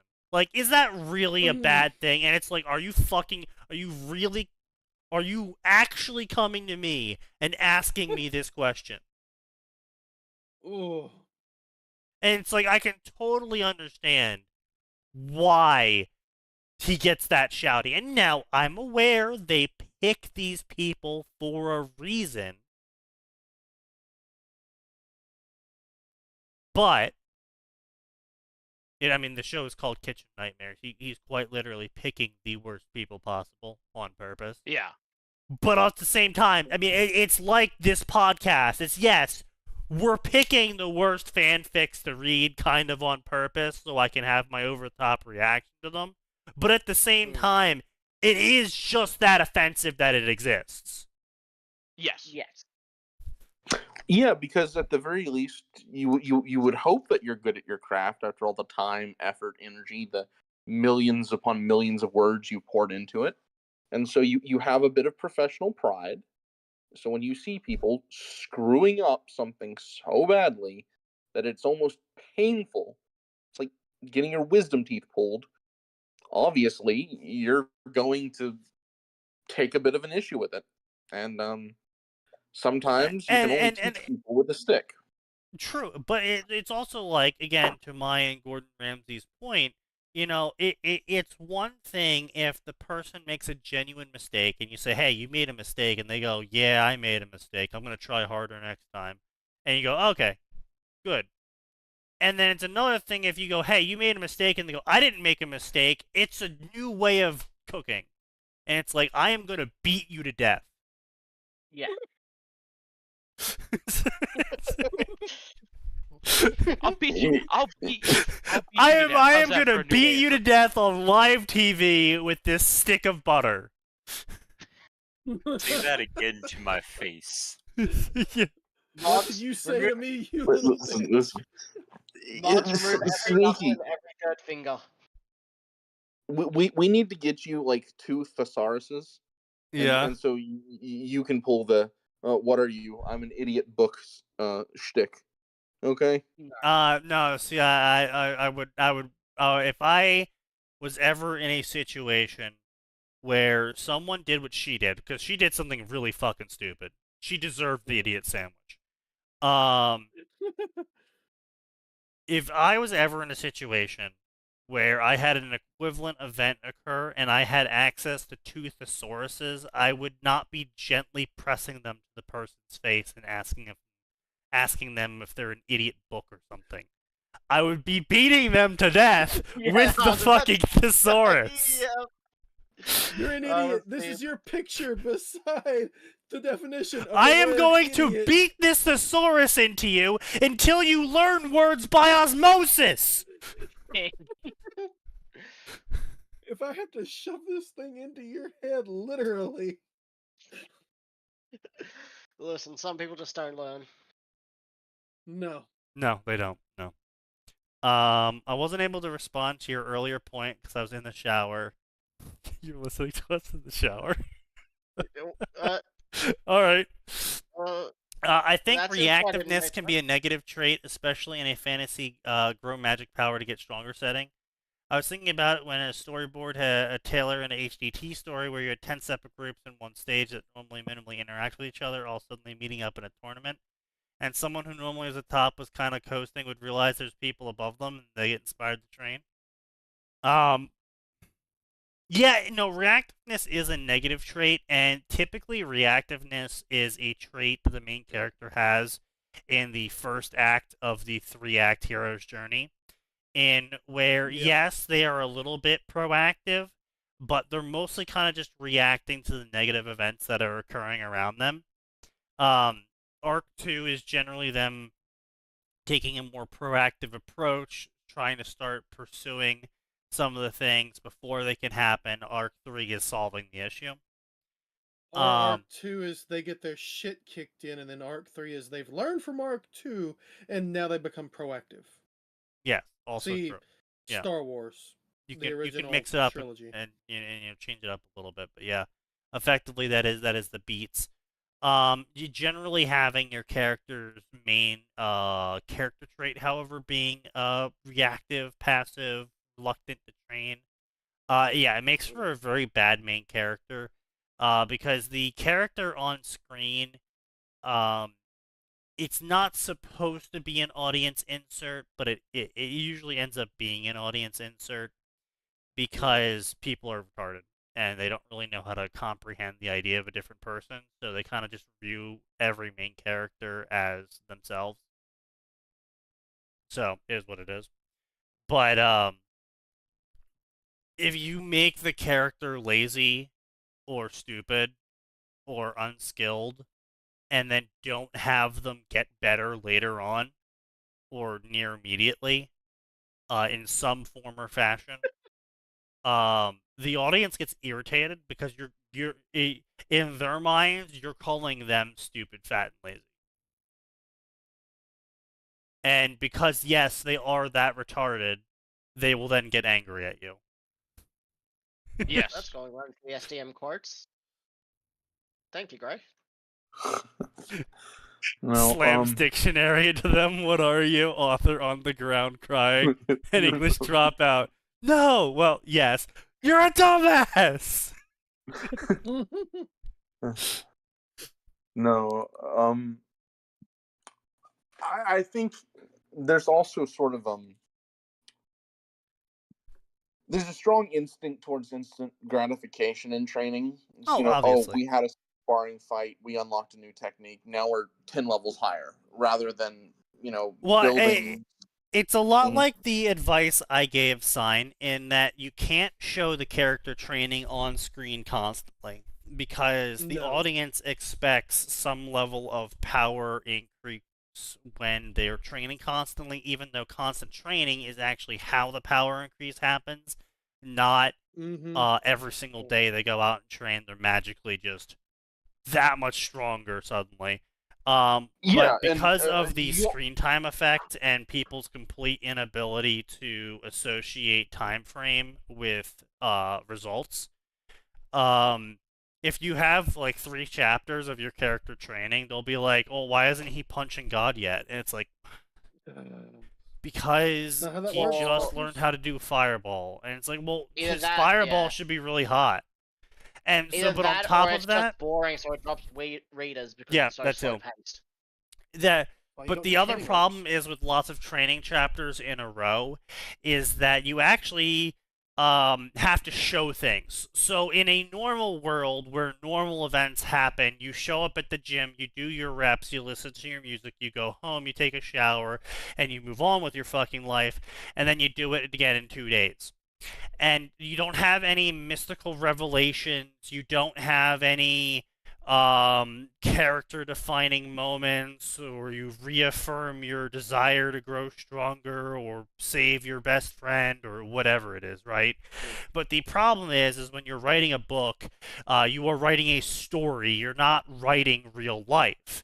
And if you are dedicating screen time to your character training, that means that this scene is about the character developing And so you actually have to show actual development occurring. You can't just be like, oh, well, they went and trained and they did their push-ups and then they went home and nothing happened.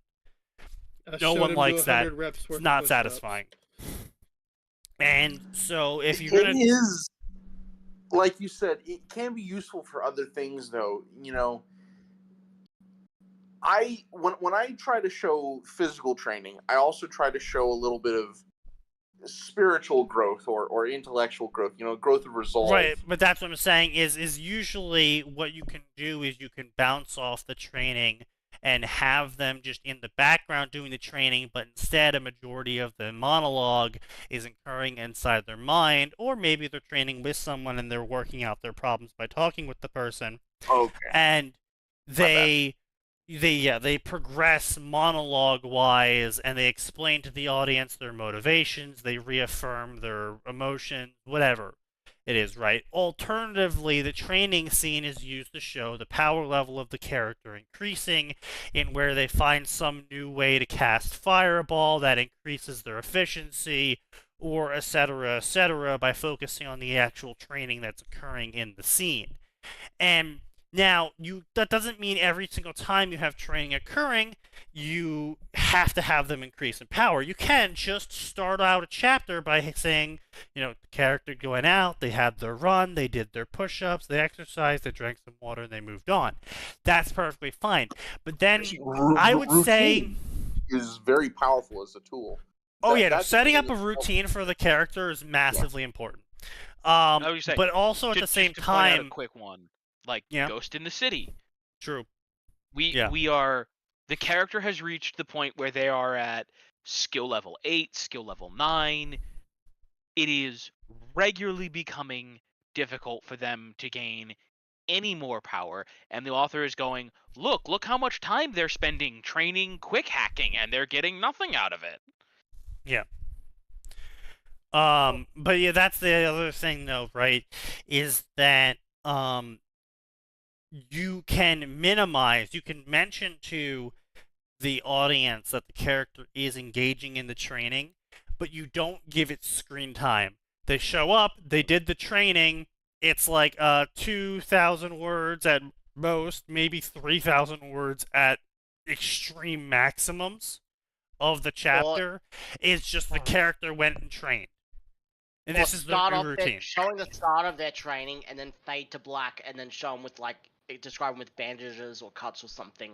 But right, exactly. And you can skip the part.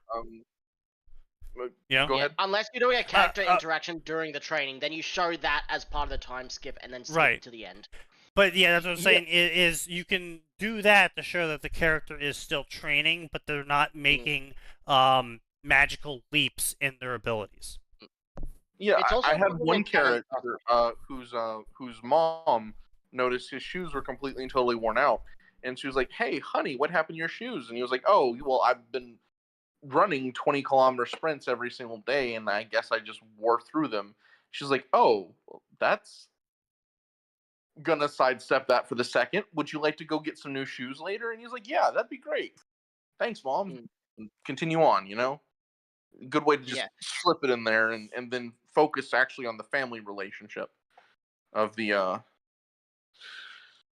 sudden supernatural reveal. Yeah. Actually, this reminds me of a book series that I never knew why I read it.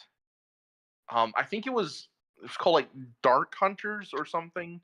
It's like, what if Greek myth was kind of sort of mixed with Christian Gnosticism and was even more horny than it already was? Ooh, that's a lot of horny. Jesus. There was a lot of book covers of very muscly shirtless men and very attractive well-bosomed. What was that? Thank you for sharing your taste, Salvo. Huh. Now we know what you like in a man. Now we know what you like in a man. I've always been honest about being AC/DC, but no, he is telling the truth. You know it. The book series I actually had, because I was really into them when I was like middle school and high school, It was like the Chronicles of Nick, and I never liked the books. I was into them, but I never liked them. And I think in hindsight, the reason I was into them is because I was like, this is almost a good story, but it's not, and I hate it. Yeah. That is truly the worst when you encounter something that is, you're like, it's so close. You could be great. You could be fantastic. If only someone a little more competent was at the helm. Yeah, because it poses the question of, would you, if you were given infinite power, more or less, but were the ontological personification of evil in and of itself, be able to remain true to yourself? I mean, I think the my bigger true question self there is is a pretty morally ambivalent individual who's largely concerned with the happiness of those who are close to him. So I'd be like, listen, if I was given massive deific power, like Sneaky and Max and Nose and the rest of those guys, you guys wouldn't be dealing with. They wouldn't be like, oh no, is Atin gonna go evil? They'd be like, oh Jesus Christ, Atin's in my wall again, haunting me. Not, I would do that. It's nothing harmful. Yeah. He's just making my vents say weird shit. Yes. Now, I $1 will say, in my bank account, so I guess. I would say, more video games with you for as far as the question goes, are you required to act as the ontological evil? Like, Yes. like So you're required to extreme- go out and do stuff to people, or like extreme TLDR. Yeah. Back in ye olden days of the God Wars, both sides realized, hey, we both want to rule reality, but we're also blowing reality up. We should probably stop blowing reality up.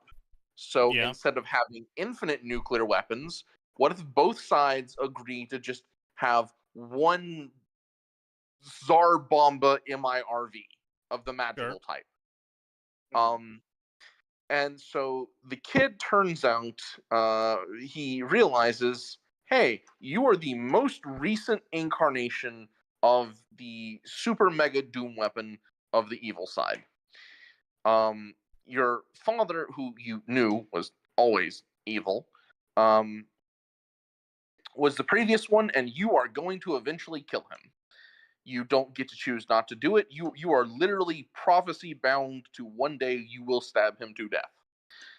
Or he'll eat you alive. One of the two. I mean, but you'll well, I probably mean, I wouldn't really feel too bad about that then. I mean, if I get told the prophecy of, okay, so you have to stab your dad to death or he eats you, I'll probably stab my dad. Yeah. I was gonna say, I feel like that's not really a. I would say if that information was revealed to me, I'd be quite sad.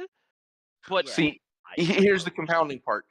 That's like baby's first step. In hindsight, considering how evil the dude's dad was, like it's no biggie. But that's the thing I've got to ask Alvor, how big is my father? Because like, is he eating me in one bite, or is he gonna make me suffer bite by bite? He's gonna make you suffer. Basically, he's a complete and total monster. He is a literal ancient evil Death Knight with basically one redeeming feature, and that is he actually loved your mother, but he doesn't love you because he's just that evil. So there's very little outside of my own. So I'm not really seeing any dilemma. Emotional connection. There's not really emotional connection with him then, other than possible hate. In hindsight, young me didn't understand that was a really dumb sort of Damocles. But the thing is it never actually gets to the point. The character is just told, hey, you're going to be the super evil demon, like full-blown trench crusade, 40k chaos, worst of them all, greatest monster to have ever existed, literally end of the world, end of everything good, end of the gods, yada yada yada. Full stop. But what I'm saying there is this a compelled thing? Like, oh, it's like I wake up in the morning and I'm required to go kick a puppy, or is it just like, I'm gonna do some evil shit? And this is why I think I actually really dislike it, is because the character is repeatedly told it is compelled. Right. It is inevitable. You will fail. You will become evil. You will be corrupted. So what's the point it of never pulls resisting the it? trigger on that. Right. Okay. Yeah. No, I get their dog shit at writing the story. I'm more talking about the hypothetical here because, like, if I'm not, like, if I don't wake up in the morning and I'm, hit with the sudden urge to go grind a puppy up into kibble to feed to the child who owned it, then I probably would just go full Lucifer DC style. Mm-hmm. Yeah, just chill out in your bar and hook just, up with just ruin plans and just ruin everyone's plans. Just be an absolute nuisance to everyone. So here's the thing. We are told, and we are even shown in some flash forwards of a alleged possible future of him literally skinning a woman whom he was intimately related, or his future wife. Maybe she cheated on him. Huh? I mean, I'm gonna be like that. That's. Okay. No, I get what you're saying, but he's shown doing very messed up things. So, maybe she like blew up the baby. You don't know. No, the baby time travels back in time with evil super grandma to try and kill the innocent at some point. Amazing! That's Jesus fucking Christ. There's a reason I stopped buying the books, but no shit. Even back then, it's very contrived. Of, well, hey, we've already said this dude is literally the most powerful thing in existence because the one person who can stop him is a literal, complete, absolute pacifist. To the point, the dude's literally such a pacifist, he would let you literally destroy the world before he would fight you.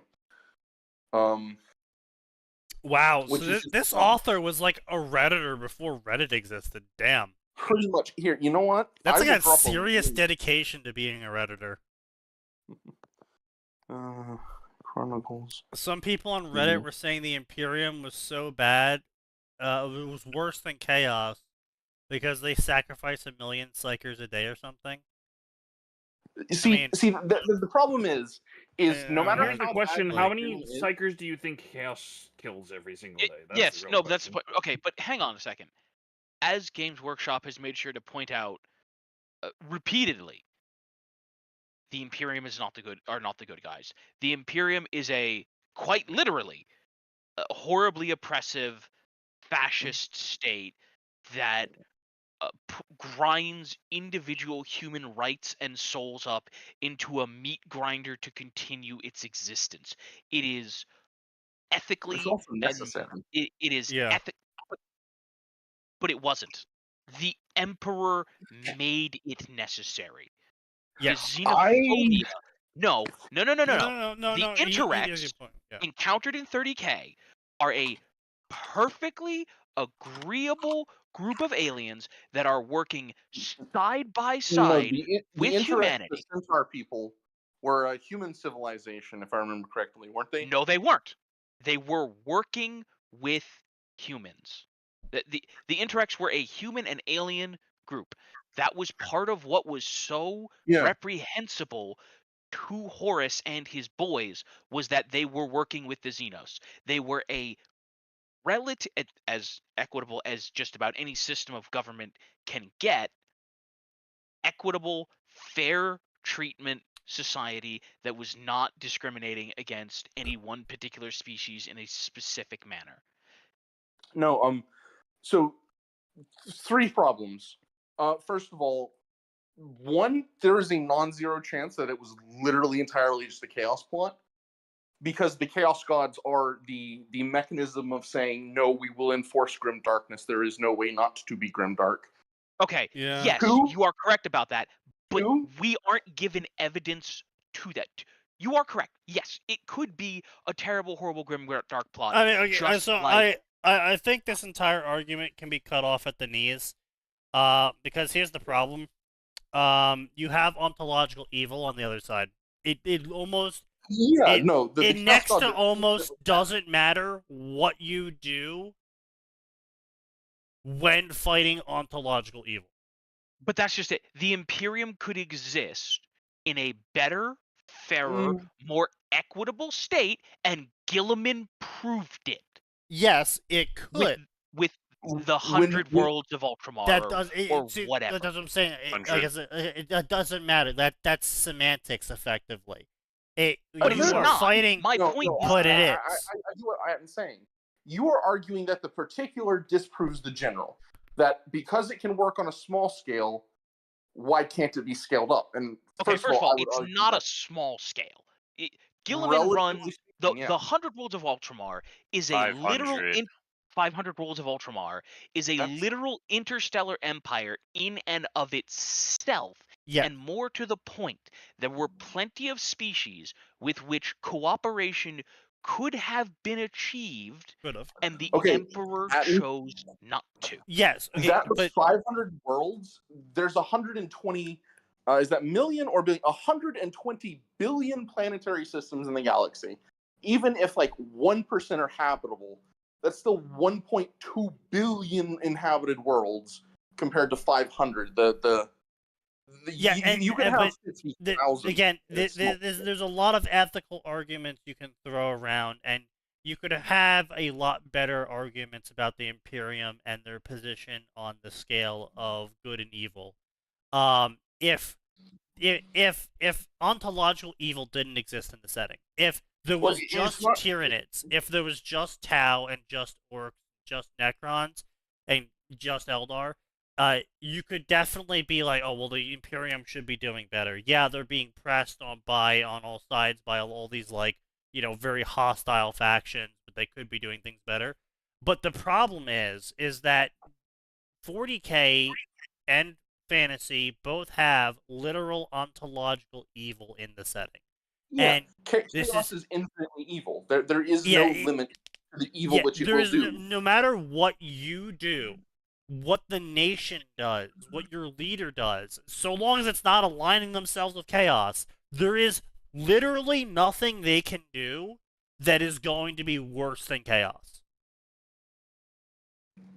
Even added on to that, the Dark Eldar, their win condition is everyone else is in the Torment Nexus for all of eternity. No, the Dark Eldar have basically already won. Yeah, no, they're happy with the state of the galaxy. They love it. Everyone's miserable. They get to raid and pillage and do all sorts of fucked up shit.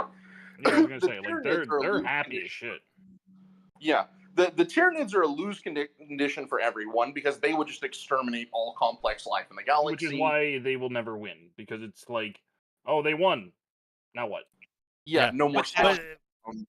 But that's what I'm saying, right? So ontological evil completely it completely upsets any sort of ethical, moral, social. But it doesn't, because the problem is the ontological evil is resistible without what the Imperium is doing. We've seen it with multiple species. Yes, it is. The Interrex were resisting chaos. The Interrex were not a species. I checked their wiki page specifically. That was a human faction that had formed a coalition with other alien species. And just because the coalition, but that's the point. They were resisting chaos. They were fighting chaos. They were a coalition that, to the best of our knowledge, was not pushing the aliens down to the bottom of the ladder and treating them like the way the Imperium treats subspecies of humanity. Again, the problem here is that we actually have proof that other species have a different levels of tasty snack in the warp to ontological evil. Like the Tau. Chaos doesn't give a shit about the Tau. But I'm not talking about the Tau. I'm talking about mankind. I'm talking about choices that were made by the Emperor Specifically, that's why the Imperium is reprehensible. I'm not saying it's worse than Chaos. I am saying that, yes, the Imperium is really bad, and in some ways the Imperium is worse than Chaos, because Chaos is the cartoonish mustache-twirling evil, and the Emperor made a decision to go to degrees that were specifically and explicitly shown to not be necessary to resist the ontological evil. Yes, that is the problem. No, except the issue here is that, like I said, when you have ontological evil in a scenario, once you turn to chaos, there's no unchaosing yourself, really, unless the Emperor himself kind of steps in, or you have some other MacGuffin pull some shit out the ass. Once you, like, carve corn symbol into your head, that's kind of it. There's no turning around. But, if you whip your people, but you're faithful to the Emperor, you still have an eventual period of time where someone can come along and be like, hey, if you whip your people less, or like not at all actually, it turns out they work better. And you can go, oh, I guess I'll stop doing that then. That makes sense. But like, they haven't. And even they could. Even if they do eventually, but my entire but that's the point. Is that the ontological evil is resistible without doing the things the Imperium is doing. We've seen have a few cases, because it's not just the Interrex. The Interrex are only one example. We know that humans are not resistant to chaos. There are a few alien I am not speaking of I am not speaking of a metaphysical resistance. I'm not speaking of some immunity, but you don't. No, you don't. No, the idea of the Emperor's hiding chaos is effectively that was actually working, by the way. There's two ways to resist chaos. There's basically way number one is don't be a giant dickbag and live your life like Mr. Rogers, and chaos won't really have anything to use against you to tempt you. See, that's way just it. Two is not know that you can be tempted. Well, no. The thing is if you don't even need to be aware of it. Fantasy probably has my best example of this. A Slaneshi cultist who was a noble who began his fall to chaos because he liked spicy food.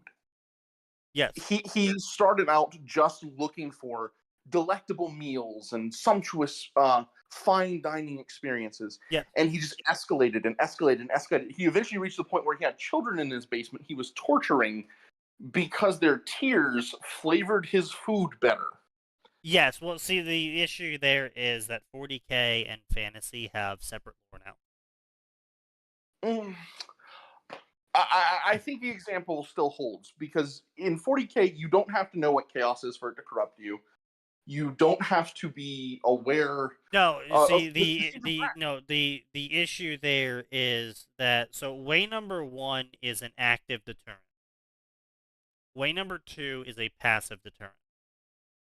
And to make way number two work, everyone has to be doing the passive deterrent.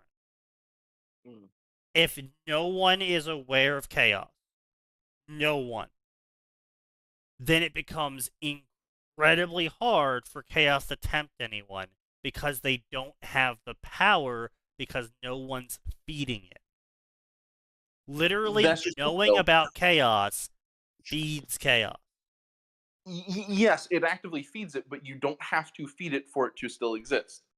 No, you don't, but it's so weak that it effectively can't manifest. It can't tempt you in large numbers because it's not being fed in large numbers. That was the Emperor's idea.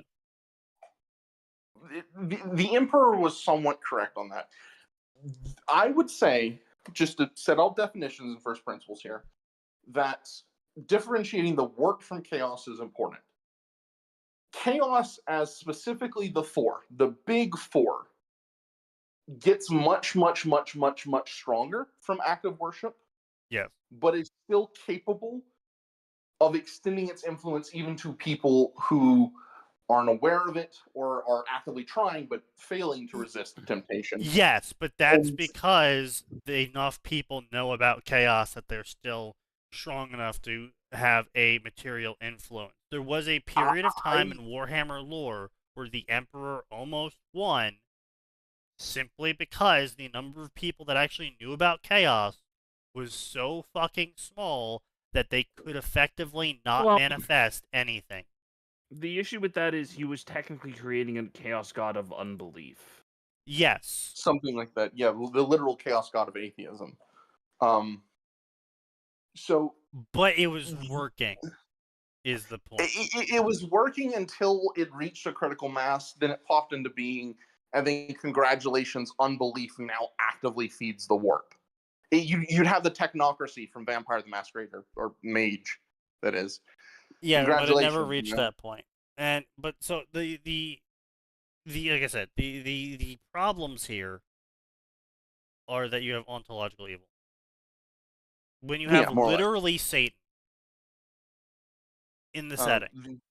The orcs are also basically infinitely evil for every species that isn't orcs. The Tyranids are literal oblivion. Well, no, see, the problem is that the orcs are a living force that can be managed in a manner.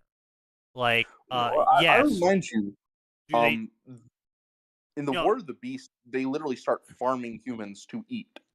That's what humanity is to them when they get strong enough. You're not understanding, though. That's not ontologically evil.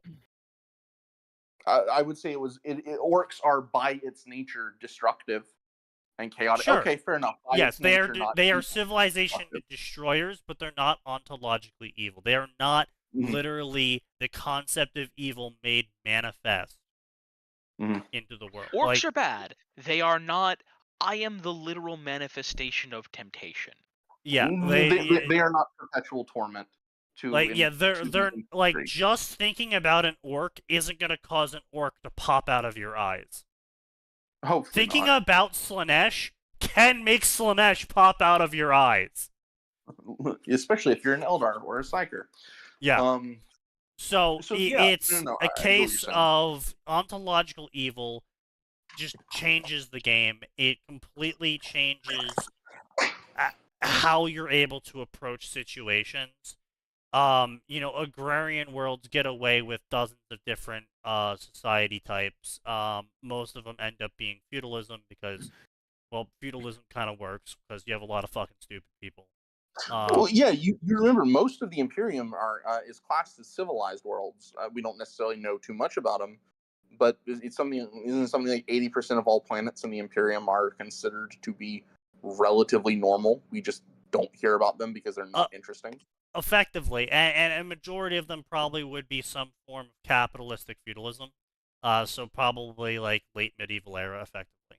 Yeah, and maybe to be clear, absolutist. I am not objecting to feudalism on a organizational scale when you explicitly lack any kind of faster than light communications that doesn't involve sending weird messages through space so that some guy can read it with his brain to hopefully maybe interpret it correctly.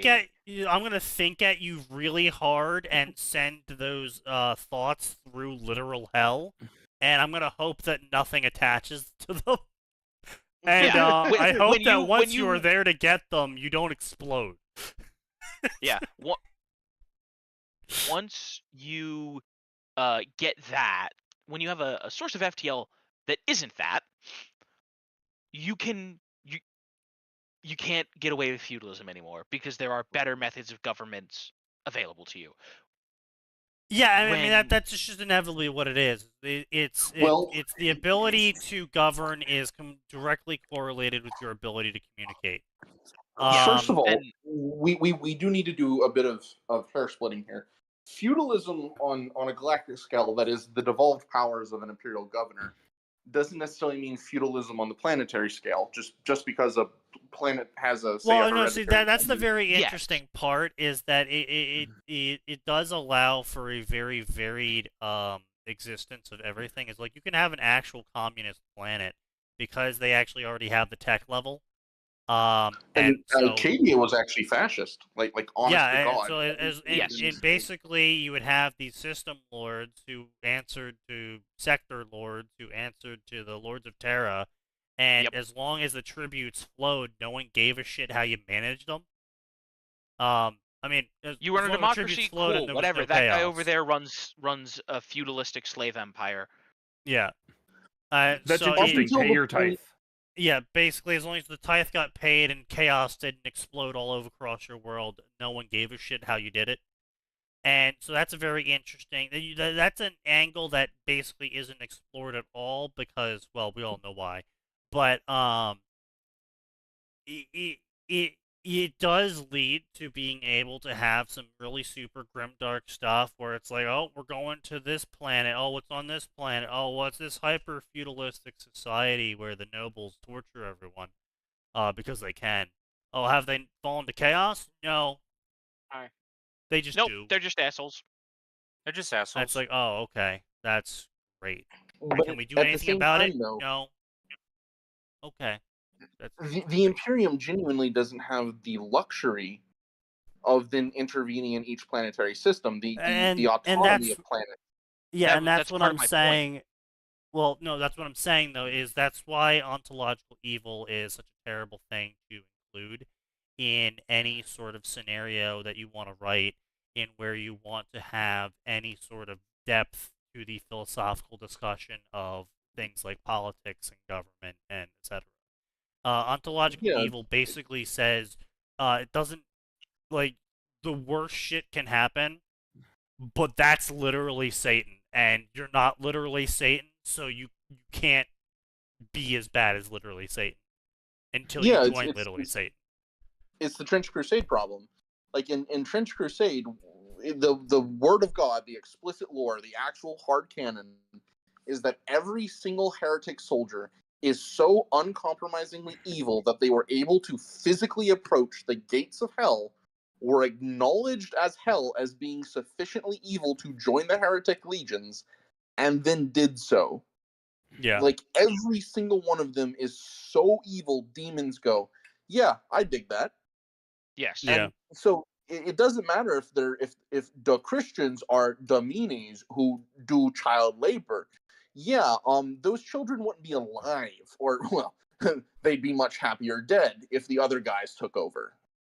It's well, the other issue is trying to have philosophical discussions when you're talking about scale, right? So I've said this before, but when you have 1 million iPhones and 1% of them break, that's still that's 10,000 iPhones are broken. That's a lot of fucking iPhones. Now, say you have 1 trillion people and you have a disease that kills 1% of them. That's like, what? 10 billion people?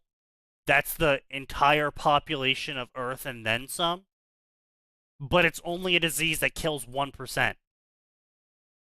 And when you realize that level of scale, you also have to realize that a lot of people can't comprehend that level of scale. And so when they hear that 10 billion people died, they go, oh, well, whatever caused that's evil. It's like, okay, but we have a population of 100 quadrillion people, and the death rate of whatever just occurred from something was 0.0001%, but that still resulted in 100 billion people dying, because that's just how percentages work.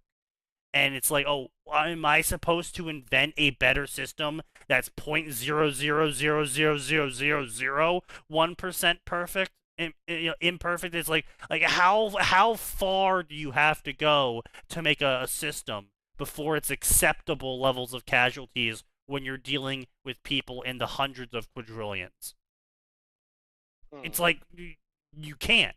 No person is physically capable of successfully crafting a system that will last beyond 5 years. And you could, theoretically, write a story that gets to that point if you don't have literal ontological evil ruining every plan you make. because they're always going to show up whenever things get good. Because if things get too good, evil stops existing. So they obviously have to prevent things from getting good. And if things get too bad, well, then your story ends. So you can't let things get too bad. So now you have to sit on this knife edge of things are really shit, but it's not Satan yet. It's like So, U.S. gun I'm statistics. not going to comment Yeah. on Trench Crusade because I don't know. And I pretty much ignored Trench Crusade once they started doing the weird, funny Yeah. demons aren't the bad guys. Great art, dumb politics. Yeah. Like I said, I wrote ignored it themselves completely. The so I'm art not is speaking so to the good. lore. I I was am gonna not say those speaking to are the lore great Trench models Crusade. for conversions, and I'm definitely Yeah. happy that True. they're making them.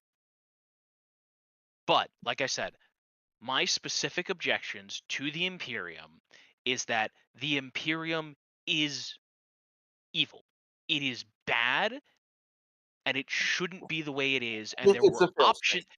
there were I, options to make I it. can agree. It's a fail state, but at It's the a same failed state, time, and there were options to improve it while not sacrificing efficiency. For crying out loud, yes, technology has regressed. That does not mean you need to have your macro batteries loaded by literal hand slave gangs that are whipped to death by electro priests.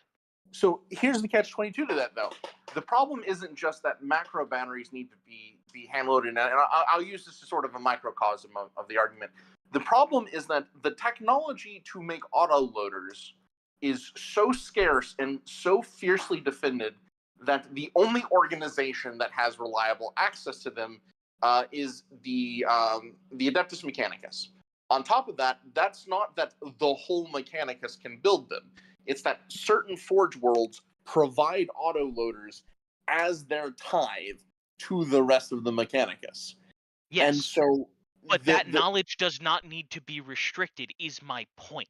Okay, Well, but no, that's The only reason that knowledge does. is restricted is because a bunch of jackasses decided this is valuable to me, and I can get away with paying less of a tithe as long as I'm willing to let a few billion people a year get mulched in autoloader. yes, mulched okay, because they but need to again, load this by this hand. is right. But this it again, does this have is to the be problem restricted. here, though, is saying, "Oh, well, good things should happen. People should just do better." I'm not saying no, Sneaky. There's a specific counter. The Dreadclaw assault boarding pod, whatever the hell it's called, proliferated during the 30K period, and it turns out that it was literally a design pre-tainted by chaos, such that it would slowly over time, literally develop a cornate machine spirit, and so that's the problem. You can invent a rake in 40K, and congratulations, the Metal Times will say in exactly 66 uses over 66 years, develop in 66 exact bins. as long now, as it's been in 66 battles. Yes, I and am. now all of a sudden it's demonic, and it will convince you that you need to start raking your neighbor's space to death. Yeah. Like, that is a genuine problem. It's not just that technology has difficulties being shared, or that it's difficult to communicate, or that it's difficult to travel. It's if you do not exactly, precisely have something perfect, there is a non-zero chance that you will just summon a demon. Again, No, that is ontological evil a makes things, specific fringe case. Again, my entire point is that we have been shown multiple times there are ways the Imperium could be better for its citizens. You know what? I will temporarily take your side to attack your point from the other direction. The Imperium Secundus. The Imperium Secundus originally wanted to be started by Gilliman himself, would have been much smarter and much more stable, because it would have been a much smaller and more compact state with a relatively shared culture. That's exactly what I was saying earlier. Is when you have a 0.00001% fail rate, but you're working with a population of 10 quadrillion, that's still a fail rate of 100 billion people.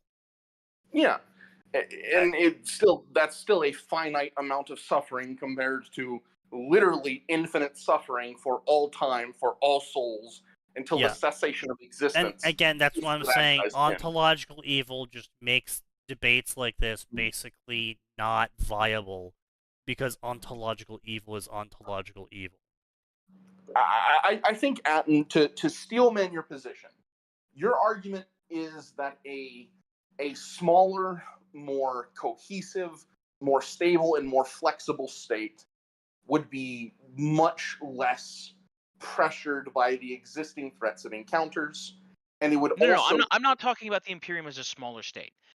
I'm not saying that the Imperium is a worse option than Chaos, and if that's what I've said, then that isn't what I've intended. My point is that there is ontological evil.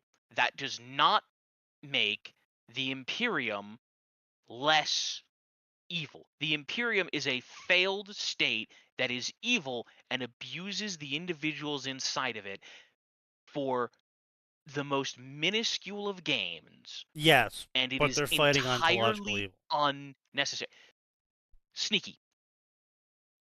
That is a logical fallacy.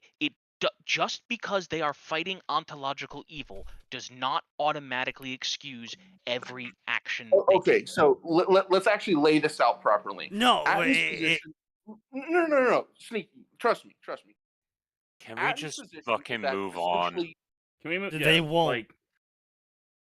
If we're drop that's literally why I started at the start saying we can cut this discussion off because ontological evil, and everyone's discussions, everything past that has just been so far. Well, yes, you're right, Sneaky, but so no, my entire point was you're not right. That was my entire point. We could argue this until the end of time. Can we drop it? Done. Oh, okay, well, I would just We understand, man. We're done. Everybody so anyway, let's read more gay fics about present Mike times Eraserhead, right? That's what everyone came here for this, right? Present Mike times Eraserhead.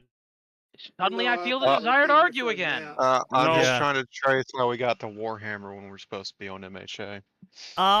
You know, it was a really meandering road, but effectively it took a pathway of talking about misconceptions, which then led into Alvor talking about his stuff, which then led him talking about our stuff, which then led into talking about, I forget the transition area there, but then we started talking about, I forget the transition area there, and then we ended up at 40K.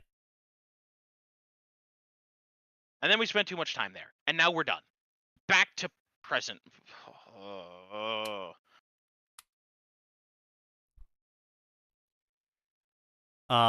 It's a path that I would expect from talking with my mother, or I mean, just guys talking in general ends up there. Oh, that's right. There we go. We read the comment. Yeah. Yes. Yeah. It also doesn't help that several members of this chat probably have undiagnosed spectrum of some sort. Undiagnosed. I assure you, I have multiple diagnoses that completely contradict each other. But I don't know that Atin's being diagnosed. I don't know if Alvor's been. I don't think Alvor needs a I think Alvor came out of the womb with a diagnosis. Okay. You know, I hate to be that guy, but I don't go see. No, it doesn't bother me at all. Bro came out of the womb with a certificate. Sign, you're also old enough that the idea of getting diagnosed for this stuff is like impossible to consider in the time you would have normally gotten the diagnosis. Oh no, Sign no. See, Sign's not autistic. Sign's just a retard. Many such cases. Eat shit and die. That's how we know those You'd two give really like less L's if you weren't Sign. No. My whole thing is I just like laying discussions out. Yeah, I enjoy it. But Yeah, no, Listen, it's, No, it's we something can I would be continue after. thrilled to continue with you, not here. Yes. Per the I'm wishes of entirely chat. fine with that. Emerald This is Furnace. Creed, I don't not, like those words. Path of the Wave by Moses Ark Reborn 2000. Sneaky, What quick the question. fuck? Do MHA What? Fix still go really hard on shipping the underage students with the definitely Oh, adult absolutely. With They with never the stop, adults. brother. No. I mean, I'm gonna be honest. I never really saw too much students times adults. I did. I see a lot of student times student stuff, which Well, unless you count the female heroes, the only other ones I've seen was those weirdos who did All Might Deku. No, there was for a Yeah. while a huge number of Izuku and Eraserhead fix, like just a Ugh. huge amount. yeah, I no, think I must have missed that era. with Yeah, no, I never saw Yeah, that. I think that was mixed in with the adoption era I'm of him. just- That might have been, adopting yeah. Izuku. I'm But gonna I never Usually- really assume it was. read those. Now, I will say that is a very curious thing is that every single time adoption seems to come up in a fandom section, the amount of times the father is fucking the child also seems to rise simultaneously. And I'm it not saying always- correlation is causation here, but I definitely think there's a little bit think that too you many are. women with father issues. Well, now hang on. It seems to happen a lot more often in the alphabet soup community than it does in the. Yeah, Harry like I got said, adopted women with father by issues. a normal family kind of thing. Oh, Fine, I don't think no, we can that never discuss that. happens. Women with No one in any fandom ever has had the main character get adopted by a completely normal family who are not unstable.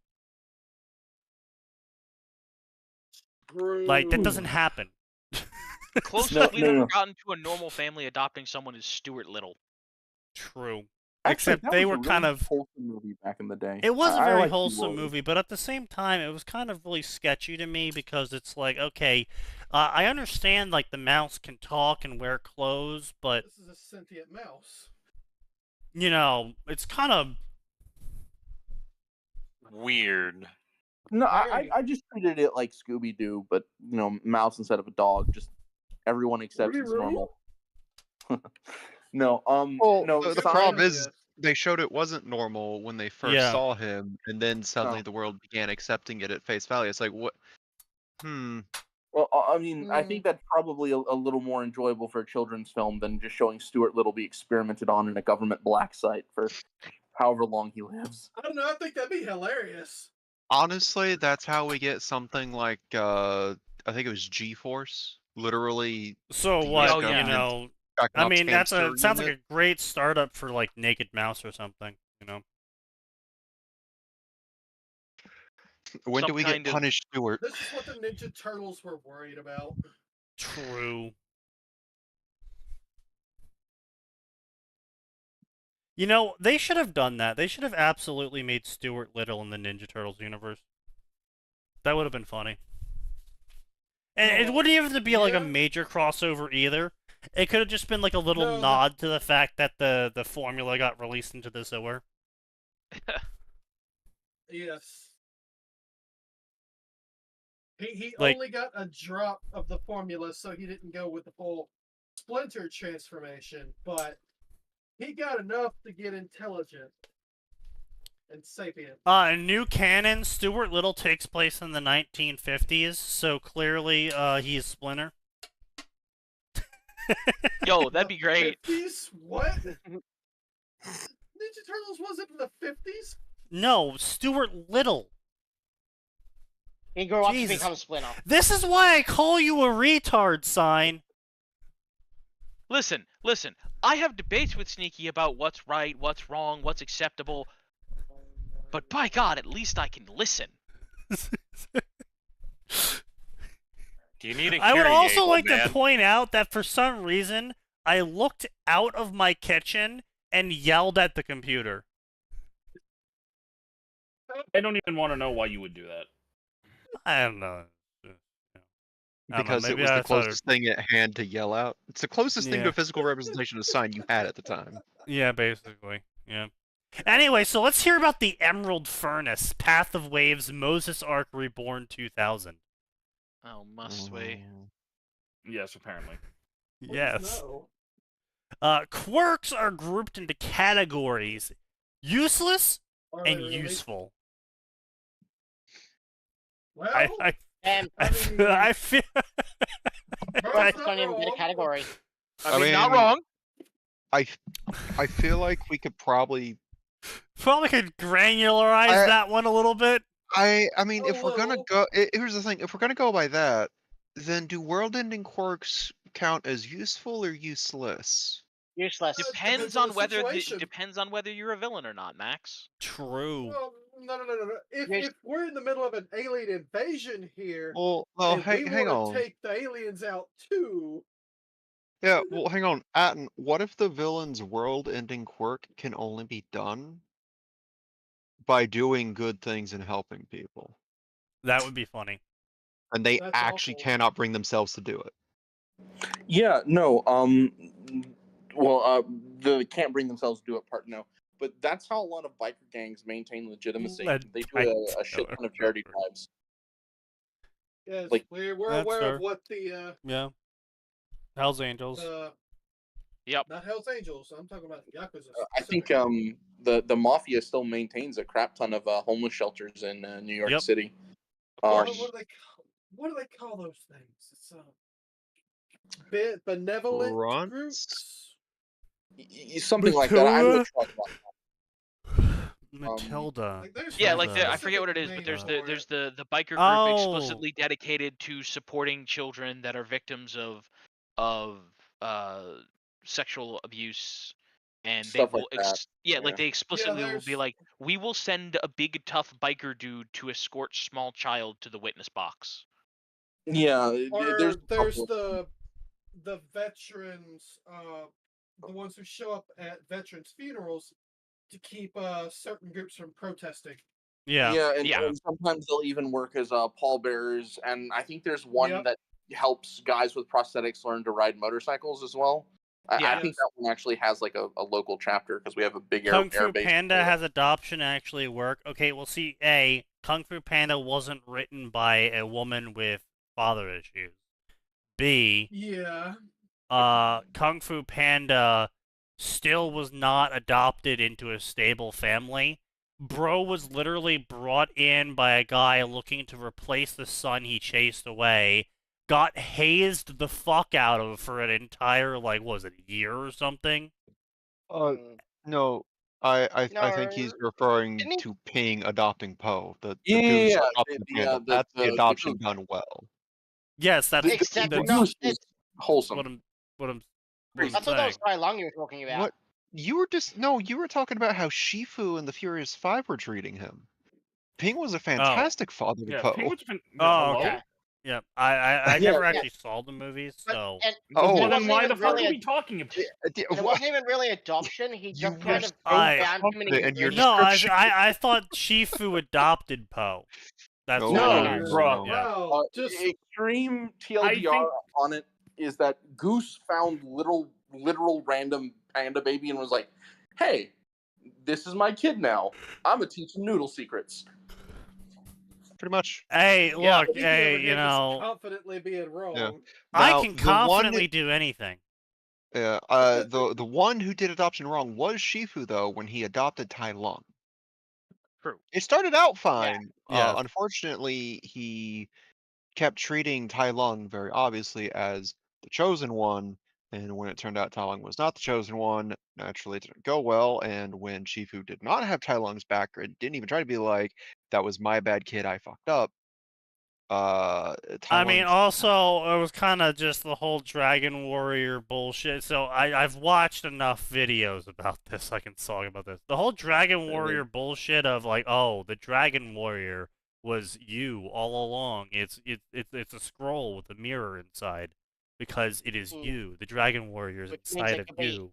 which technically It's means it can just be like- anyone. You clearly haven't seen enough videos talk about it after that initial thing, but No, I But also, know it Tai Lung- unlocked actual fucking power, but still, it's just Tai Lung was the kid who was gifted at one thing, made it their entire identity, and then when it found out you're not the super special guy, he basically broke from it. Actually, someone's better than you. Well, no. Again, he broke because Shifu is not a good father. Again, Yes. Shifu didn't take the time to be like, "This was my fault. I should have known better. I shouldn't have propped you up for this kind of failure." He literally turned his back on Tai Lung when Oogway said he's not the Dragon Warrior. It's like, yeah, He that's gonna didn't- stick with someone. Yeah. This isn't The whole point was about that like Shifu was just like, yeah, I fucked up. I'm sorry. You should not have dealt with the shit that you dealt with. literally apologized several years too late. Yeah. To the point where Tai Lung was like, I could have used that like 12 years ago. But we're past that point. I'm going to snap your neck now. To be fair, didn't they Fair. lock him in basically like an Iron Maiden or some shit? They did. Yeah. Why? He Yeah, but his prison picked escape was the sick, lock though. with a goose feather.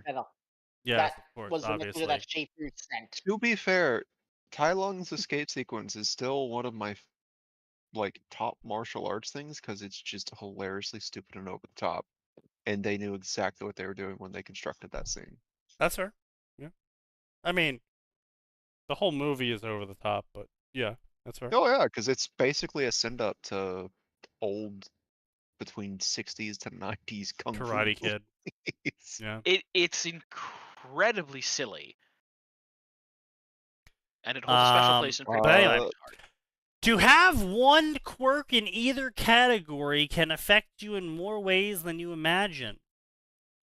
I mean, no, I can imagine pretty much all the ways it could affect you to have a useless quirk in a society where people want useful quirks. I mean, that's basically like having, like, I don't know, white privilege in a society, right? You just don't get hired for anything. I'm pretty sure I can imagine it. Yeah. No one ever wants to talk about how quirks alter your sense of mind.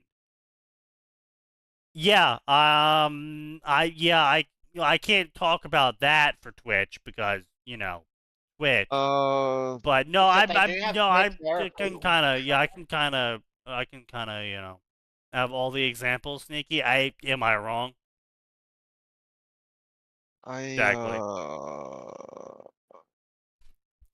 I'm not really sure how you would talk about how it alters the mind because most people grow up with said quirk. Well, yeah, yeah. See, the being problem here, part Max, of- is that the author is using baseline humans as because again, gotta keep in mind they're retarded, so they're not capable of thinking outside of themselves. So they're comparing themselves.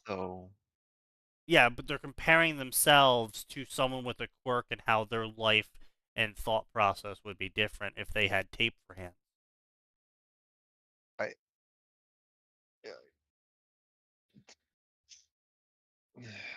I'm tired of writers trying to be pseudo-philosophical. It's like, it's not that big a deal. Even when you're older, let's say the 20-year-old suddenly discovers a quirk. Okay, cool. Humans adapt really fucking fast. Well, I mean, We're yes, there absurdly is good that, at it. but it's also like, I mean, if you want to use real world examples without quirks and superpowers and shit, it's like No, a blind where I was person going. isn't. I know, but what I'm saying is like a blind person isn't getting upset that they can't see color. You know? Yeah. They can't see at all. And it's like, no one ever talks about how being blind alters your sense of mind. It's like, yeah, it's because the blind person doesn't know that there's anything else besides what they've lived with, and so therefore there's no real altering the sense of mind. It's just it's what they've that's how they with. lived. Yeah. They didn't suddenly go blind in their teens or their 20s or 30s. They've been blind since as long as they could remember, so it's what they grew up with. And unless they're changing how quirks manifest, most people get their quirks around the ages of 4 and 6, which is frankly a period of time in where most people haven't even manifested a personality yet. So six is implied to be late bloomers. yeah. So you're literally not Just gonna gonna- have memories Oh my of God. not having a quirk by the time you're age 10. Okay. And Okay, the- so Especially 'cause what? you'll the usually, few you like- have aren't gonna matter much. Like the only example we really have of a quirk being dealing with someone's thought process is Toga. You can take a Alright, stretch and so- say Bakugo has a bad attitude because of his explosions, but that we've seen his mother who just has basically like really smooth Oh yeah, skin. no. Phoenix Well, actually no. raises a good writing point. Is that the reason why a large majority of the main characters for these sorts of stories tend to use characters who are the most in line with baseline humans or baseline human thought? Is that because if you don't use baseline human thought, then the reader base, again, retarded, is not going to be able to understand that this person is different and thinks different, so therefore they'll have different opinions, and they'll get angry that the person isn't having the same opinions they have. And I do want to be clear here again, retarded is the least stupid form of intelligence. Moron, So- idiot, and stupid are all lower forms of intelligence, medically speaking, than retarded. So that is a good point, but you're also forgetting that in the world of MHA, there are people who are stillborn without quirks, No, or who lose their so quirks. No, and but the there thing what is, I'm, it's no, funny no, because- no, but- sign. What I don't know what fucking point you think you're trying to make. What I'm talking about is the reader base, and the reason why I'm saying, because Phoenix is talking about writing a story, and the reason why you need to make the main character close to human as possible in terms of how they view and interact with the world is because the user base is retarded. And It's probably in so, response to what I said. possibly. So anyway, getting back to what I was saying, I don't care. circling back to the original, why don't they understand? Not why don't they listen? The comparison between being blind, right? Right. Yeah, that's where I was going. Okay, what does that have to do with Saying, what I'm Phoenix saying? has a good point. Because there are people without quirks, so there are people who wouldn't know what it's like. But the thing is, Not only are there people without quirks, but B, the world used to be without quirks until all of a sudden quirks showed up. So they know what it was like before, how people used to think before there were quirks. So they could have done some research and theoretically said, yeah, having quirks from birth does in fact change the way people think, because now they have to incorporate this. No, you're Yes. okay. No, No, you're not understanding the sign. The summary we're reading isn't talking about in universe. The author is talking to us, the reader. Yeah. I realize yeah. the author is retarded. Yeah, and as but far I'm as the saying- universe stuff goes, that still doesn't make sense. I mean, There no, was they also a probably do period of chaos scientific that studies becomes and another- shit, whatever. Doesn't really matter. well, no, you but can't forget there was a they're period of gonna do it- chaos when quirks first appeared that basically rewrote society. Yeah. You'd have to look at society as a whole, not individual chemical. Like the point Kaz had about Toga and Bakugo don't actually make sense, because Toga Yeah. likely would have been that way with or without her quirk. What she had Yes. was a specific brain wiring that probably would have existed without it, and then you would just have a normal serial killer who can't take on the mask of others. Well, I mean, see, that's a Bakugo 50-50 had a- thing, right? And Bakugo that- had a bad attitude though, because we saw he was praised consistently. He had the Oh, Sasuke. again, People that's didn't tell him no enough. No, but So I always thought he got this exactly is what he actually wanted, an because we've issue seen that is not sourced from what you're talking about, Max, but this is actually an issue that's sourced from the author being wish-washy piece of shit. Is that yes, his original intention was to have quirks being shown to alter people's interactions with the world, and basically some quirks force people to be villains because it causes them to just basically not be able to interact with people in society properly. because of the quirk they Like have. the slime villain.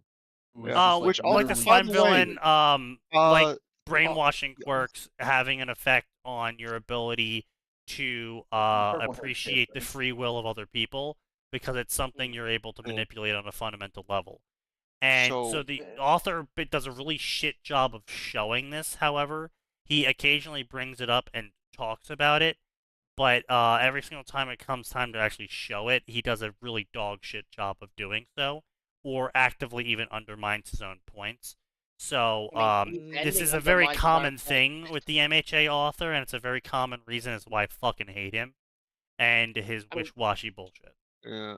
The MHA ending really undermines his own point because Izuku, despite gaining like 7 quirks, did not change in mindset at all. Yep. Well, again, Izuku should have been the perfect example of like getting quirks late in life will change you, because now you now have this new piece of tech to get used to. Is ostensibly what it is. It's a new organ. It's a new limb. I don't think they're affecting chemistry quite in that way, but the way society views it absolutely pushes them down that way. But as far as the villain power goes, the author undermined themselves in a side series called My Hero Academia Team Ups. No, Vigilantes is the best MHA thing to come out, period. But in Team Ups, there is a chapter where a quote-unquote villain has a quirk that releases a poisonous fog. But they can't actually control the quirk. So for years, they had been storing the poison because they didn't want to hurt other people. And eventually, it got out because that's the way their quirk works. It can only store so much. There's a limit to how much the body can hold. So we had,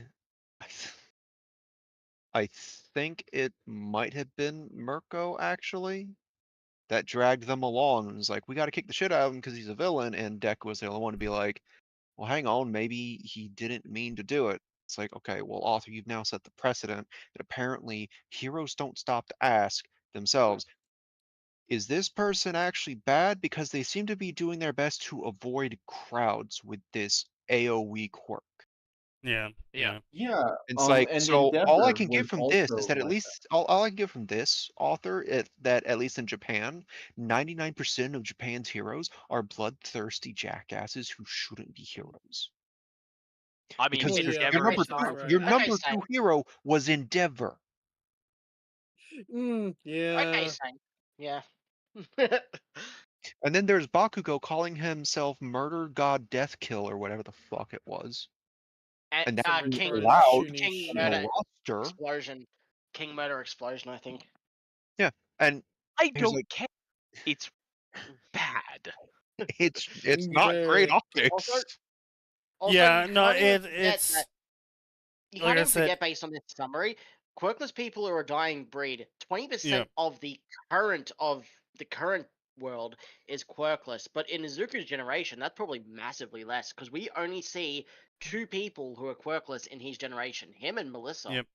And technically Aoyama as well was quirkless and then given a quirk by All For One. Yep. So 3 people. Out of All Might every character. was All Might was also quirkless. We've only seen 4 people. Yeah, but he's the previous generation. Oh yeah, I mean, that's Izuku's generation, there's massively less. And the one other person we see without one. Well, because the other thing that he was talking about in the series is the quirk singularity, effectively. This is another incredibly stupid fucking thing that I hate him for because it makes no fucking sense. It puts a time limit on your storytelling. The quirk singularity was that each generation of quirk users are going to compound their power on each successive generation. And eventually you're going to have basically every kid running around with mega level, mutant level powers. And it's just so fucking stupid. It is the dumbest thing ever in existence. Was that a society thing? I thought that was only a one-for-all thing. Where it was going to get everybody is getting No, it's a society thing. Each generation's quirks were stronger than the previous. And it was going to go infinitely until everyone was running around with earth-shattering powers. Yeah, they explicitly mentions it, and I think he also explains that he considers Todoroki, Freezer Burn, to be a good example of what the average is trending towards right then. Yeah. And he's telling that Yeah, to Izuku. I fucking Right. hated. I hated that First- singularity second theory day? because it's dumb as shit. we see it with Eri, right? Right. But then we Yep. have to stop and think Literal about the time. fact that, hang on a second, All Might, the compound quirk is already a world-ending quirk, and that was in the first generation. Then you look at All for One and realize, wait, this is also a world-ending quirk. This is literally the Mhm. quirk to end all quirks. And then we get to someone in Mhm. All Might's generation whose quirk is you get 3 wishes that stick forever, and your only downside is to make another wish, you have to choose which one to give up, and Thousand it Stripes. impacts yeah, All-Star reality Banner, yeah. itself. Yeah. I thought Yeah. Thousand Stripes was Thousand Stripes singularity- the same generation as All Might. I thought All Might was Yeah. 2 generations behind Izuku, and then Thousand Stripes was the one after All Might. No, Stars and Roughly in that- Stripes. they're- He learned they're under Stars roughly and in that. Stripes. Yeah, Oh, they're- really? Yeah. Either she learned under him or he learned under her. Either way, like they're She learned they're under- close enough to each other. They're only 1 generation apart at most. 13's The black hole. Okay, the well, I don't think it's singularity- actually a black hole, but basically, yeah, it's close enough. No, 13's is a black hole. If it was actually a black I hole, think would that eat was there. confirmed. Well, 13's is like a micro black hole. Yeah. Well, no, a black hole the size of a quarter is large enough to consume the planet. Yeah, so All Might is approximately 55 to 60 years old, apparently. Yeah. Or late but 40s at yeah. best. Oh yeah, so Well, Stars and Stars and Stripes would probably be so- the middle generation. Thousand Yeah, Stripes is so- 42. No, Yeah, Thousand Stripes is 42. Oh, but the okay. problem is, it's like the singularity relies on the idea that these world-shattering powers will become more common, but because of the way the author wrote the story, they're already really fucking common, and in fact, Yeah. began existing in the first generation. Yeah. Yeah. Like That's I the said, problem. the So- author has a major issue where he constantly says one thing and then has a complete inability to show it, or even worse, he'll show stuff that undermines what he's trying to say. I mean, What he even should've in done- Endeavor's flames, when he faced the Supernomu, like, it lit up the sky. That thing was like a star. Like, that was yeah, already... That's something that could destroy a city in one blow if he decided to. Like, he can Yeah. melt cities. the and only he's difference not... Yeah. between Endeavor and Dobby, functionally, is that Endeavor had to train to get his flames that high. Dobby Dobby- was naturally that high. he Dobby, Dobby has a switch. Dobby is a Frio. yeah, Dobby was just Master like given Dobby half the the effort for trick. twice the bang. Master has given Dobby the gasoline. Easiest fix you can give to MA: delete the singularity thing and just have a Mm. comment of like, I wonder what kind of weird power combinations we're gonna start seeing in 4 generations. Because because it's already weird that Todoroki has ice and fire simultaneously. Yeah. Yeah. No, Like, that's what it should have been. it- Just like, we're gonna start seeing stranger and possibly more dangerous combinations, because God help us if someone ends up with the combo of like, oh yeah, what's your power? Oh, I just fling supernovas because mom was hero 13 and dad was someone who just had really cool telepathy. yeah. Actually, It's no. like, how the fuck there would was- we there was a- how would we even predict this particular combo would result in supernovas? Well, I mean, not No, only there that, was a there great was example of that in the MHA jump chain of all things. One of the combo powers you could pick up was a combo of the dude who could make smoke rings and the lady who could light her fingertips on fire. And it literally just lets you shoot massive gouts of ash clouds, like choking volcanic ash at people. Yeah, I so- remember that. That so was a it's- team. That was a wha- team up. It was 3 guys with a volcano dude as their leader. You're right. Something like that. Wasn't that just Asuma's power from Naruto? The Yes. fucking ash style? Yes. yes. Yes. It might But it have was been. 2 I people don't doing it. know. Though, to be Um, fair, Asuna wasn't using ash, he was using gunpowder and was Gunpowder. calling it ash. Oh yeah. Yeah. He liked things that go boom. But so Huh, yeah, no, yes, like, I learned a jutsu that manifests gunpowder, chemically stable. Gunpowder. But no, like you could have someone whose quirk is say, oh, I have something like a worse version of Toru's quirk. I can bend light around myself. Oh, I have the ability to make really bright lights. Well, congratulations, you now have a laser gun for a child. Yeah, honestly, yeah. If Aoma and I mean, would that matter? Yeah, I mean, I guess technically speaking, No, if he he was gave the person quirkless. a quirk, yeah. Yeah. Well, he was yeah, but like a quirkless, quirkless so- person who was given a quirk technically now has the biological DNA required to Yeah, continue that quirk. they So have the if they genes. had a kid, Yeah. so yeah, 'Cause Toru and They did Aoma not having know. a kid might just end up with like a kid that can shoot solar beam. alternatively, Maybe. Actually, he's just the that'd be pretty world's awesome. funnest disco ball. True. Dude, Um, I think that's sort of yeah. the problem with any series that includes such massively escalating powers. I recall one comic series, and I wish I could remember the name. That's it's about the end of the world because of that, because people do have like generationally increasing powers, and this is like the world facing its own end because, well, you know, super demon god might just be born Yeah. randomly. Yeah, I know it's a terrible cliched time limiter that you put on your story if you do shit like that. And it is and it- very, very hard. It's very hard. I get it. I understand. It's super fucking hard because it's like, oh, well, if I don't make it so it's scaling, then that means anyone at any time could have had these powers. So why hasn't, blank happened at this time? Why is all of the adult generation like with like useless powers like the ability to lift a pencil and shit like that? So you get into the situation where it's like why the martial arts master always has to either die, disappear, get trapped in a crystal or something to make the student go out and save the day.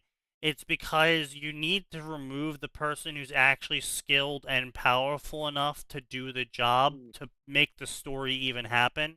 Because if you don't Yeah. do that, then you're just gonna have a single one-shot chapter story of like 2,000 words long of the Grandmaster walked out, poked the robot, it exploded, world was saved. Hey, anyone Yeah. remember when Horikoshi made quirks people's souls, so All for One's power was actually stealing and giving out people's souls?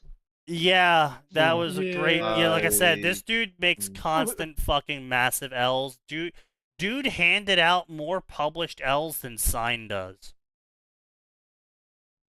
And sign zells are just lollies. True. yeah, That's I have why he loves pain it where so it much. hurts. Yeah. No, Also, in regards to previous generations being weaker, really undermined that when it was revealed. Oh, by the way, quirks are just muscles, so just work on it. It's like, oh, okay. So the dude who I mean, can also, only lift it's pencils theoretically could have started lifting well, not 100 only ton that. pencils. So unlike Wibbles, My Hero Academia doesn't have the Manton limit. That artificial limit placed upon you by the Eldritch Abomination attached to your brain cancer.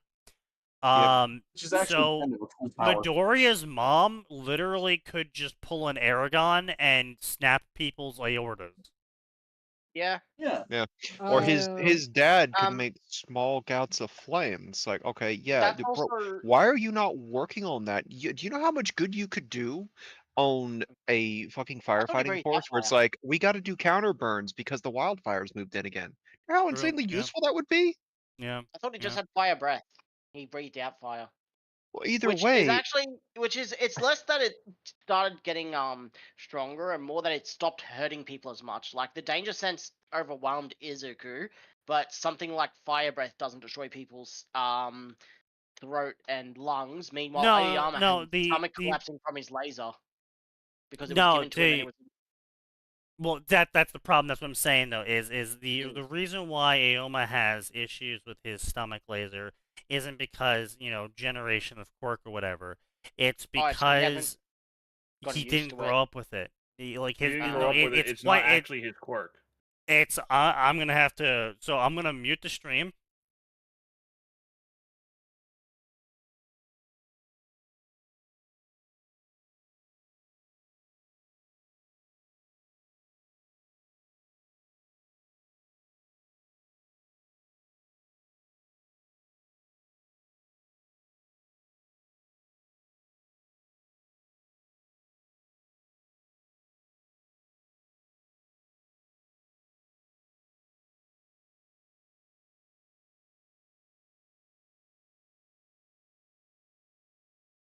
Anyway, Well, so Izuku unmuted. did work up around that.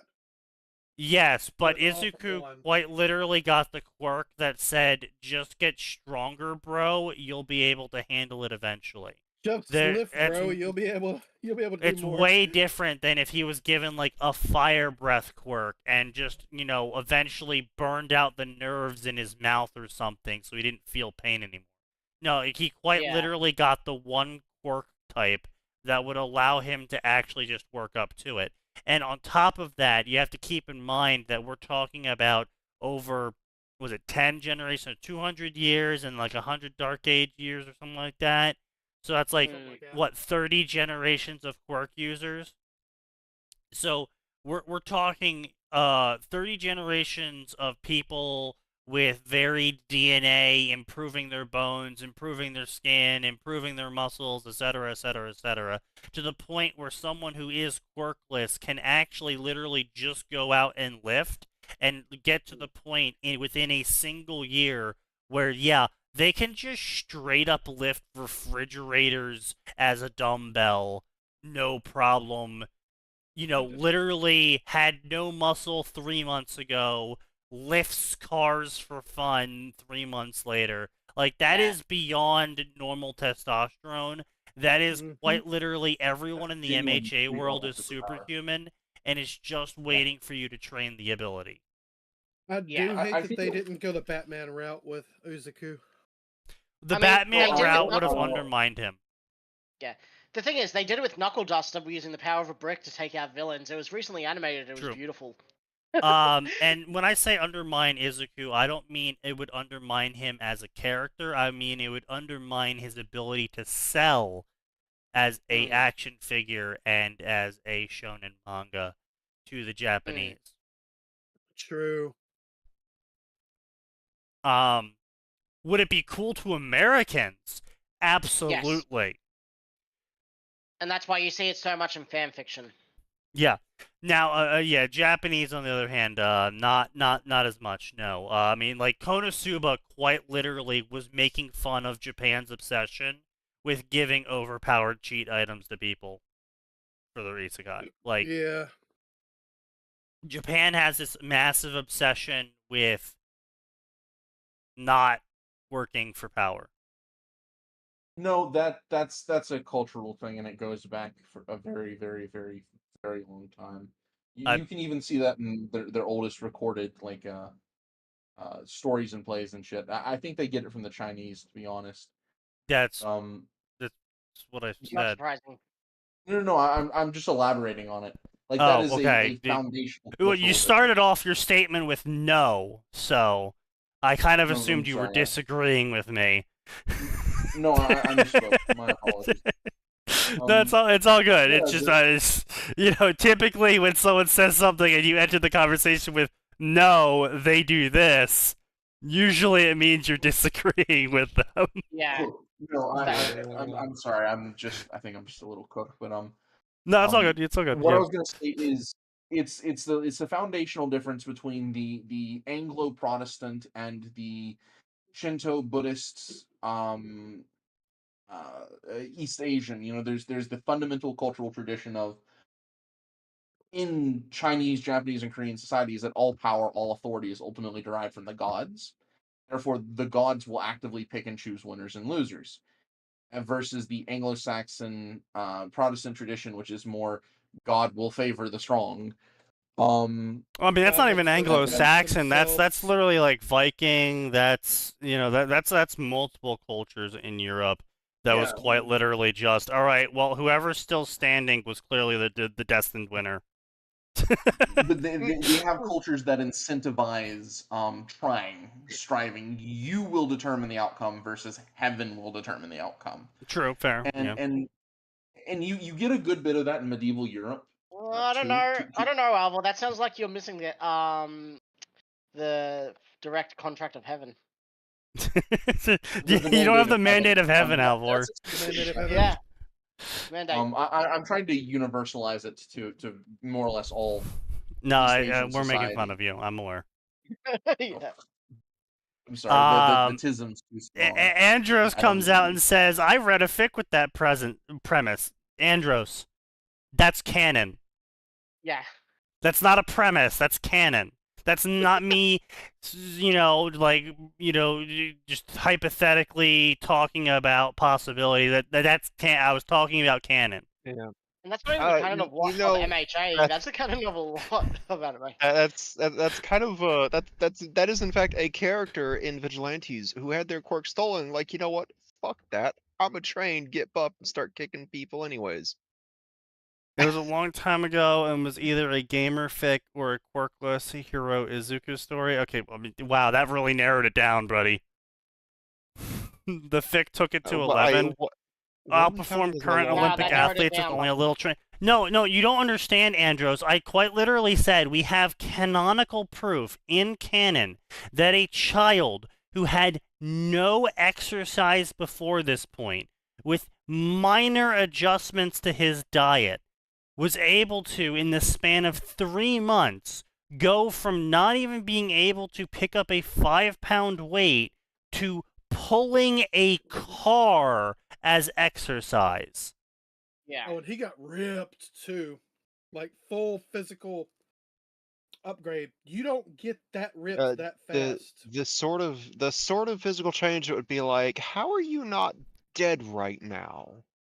Right. Yeah, Yes. I mean, you would have stressed your muscles and probably just given yourself a heart attack at that point. I eat my greens Yeah. and drink a lot of milk. Yeah, right. Hey, Yeah. Saitama, nice to I meet eat my you. spinach. Oh, there was a rip-off Popeye horror movie recently. Damn, I really wish bodybuilding worked like that. Would be so much easier in life. True. Yeah, right. Exactly. I would be punching those gains so much faster. Every man Go would. pump a few Every man weights would. every day. Like 5 minutes of weights a day. Okay, I'm good. Yeah, right. No, I mean, it is kind of that crazy when you're young, but not that crazy. Well, no, I was an O lineman when I was in high school. You know, my squat max was 450. I was benching 350, and I never had a 6-pack. You know, I was a huge guy, and I'm still. Oh no, big. no, absolutely. I mean, when I was let's see, so I graduated when I was 22 years old. I went to a gym and had a personal trainer for a while, and I was, just I literally exceeded the weights they had at the gym because, well, for some reason my mom sent me to this small-time gym that was more based around women who were trying to get a little bit more fit for their wedding days and shit like that. So they didn't have weights for men. No, because it was just a bunch of fucking 40 and 50-year-old women there. I guess send Arn then. Yeah, I guess. But so my point is though that they didn't have the weights necessary for me, so I basically maxed out the weights they had available in that gym within like a week of doing everything, and I was still a fat fuck. Like I didn't lose all that much weight. I was still a fat fuck by the end of it. Guys don't lose weight by working out. You'll lose weight by dieting much more efficiently. I'm aware. Well, I'm fully aware of that. Fat. The weight's not going. We want the fat gone. Yeah, no. Well, I mean, honestly, I just need to lose the weight. That's half my problem. Is I still do strength training and I don't do nearly as much cardio as I should. So I've still got a good bit of muscle, but I still eat. I eat like I used to, and I used to work out 9 times a week, so I could, 9 times a week, so I could get away with it. I've been in the gym 8 years, and I still can't drag that much wreckage. Yeah, yeah, exactly. Working out for 8 years straight still can't reach that limit of Izuku dragging cars. Yeah, no, it is literally beyond human. It's yeah, superhuman. It's literally beyond Olympic level. Yeah, it's like, what kind of machine are you? 9 times a week? Who said going 9 times a week? Oh, Alvor. Wrestling, MMA, so back when I football, was in high cardio, school, and weight. Damn, bro.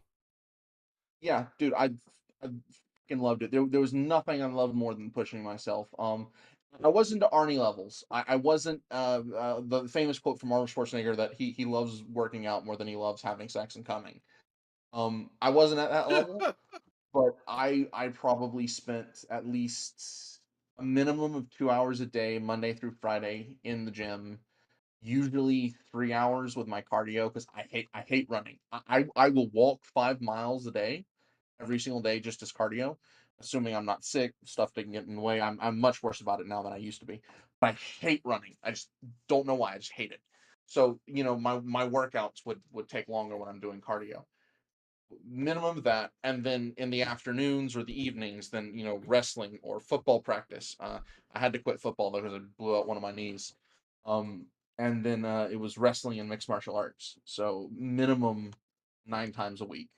You did Usually, MMA and didn't like running, woo, lad. Yeah. no. I'm fine walking. I enjoy walking. I go walking just for pleasure. But I like hiking, but I hate running. I don't know what it is about running. I just get frustrated running. That's Leaves fair. you That's feeling fair. miserable. Yeah. But yeah, no. I for about 5 years or so worked out 9 times a week. So I Stamina could of a eat rolling rock. Body shape of a rolling rock. body shape of a brick, my dude. I have taken out Um, the garbage, which includes myself. What did I miss? Body shape of a rolling rock. That's what you know it, sneaky man. is. Watch out for rolling But, rocks.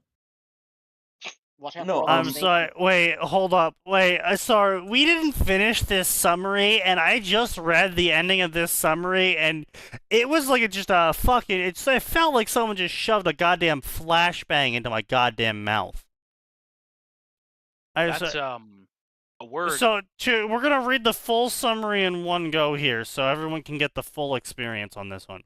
Quirks are grouped into categories, either being seen as useful and useless, heroic and villainous. To have one in either category can affect you in more ways than you can imagine. But no one ever talks about how quirks alter your sense of mind. Izuku is one of these people, and to him, fire and burning are nothing to worry about, and he'll prove that pyromania can be a hero.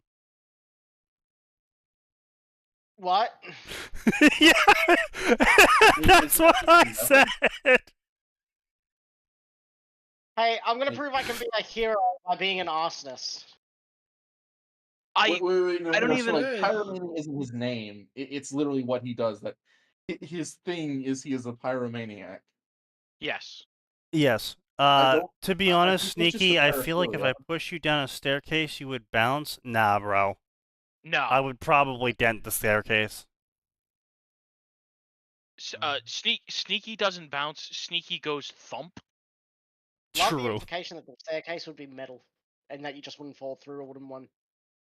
No, I've fallen on wooden staircases before. They didn't break. Damn. Sneaky falls into a staircase and just plays the Half-Life like death sound. Fucking ragdolls. True. They should bring those back. Too fat to run, will fight instead? Absolutely.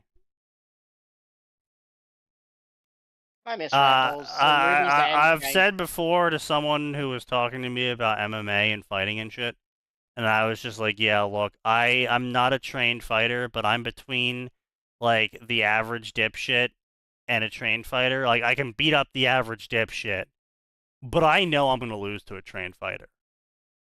Just how it is.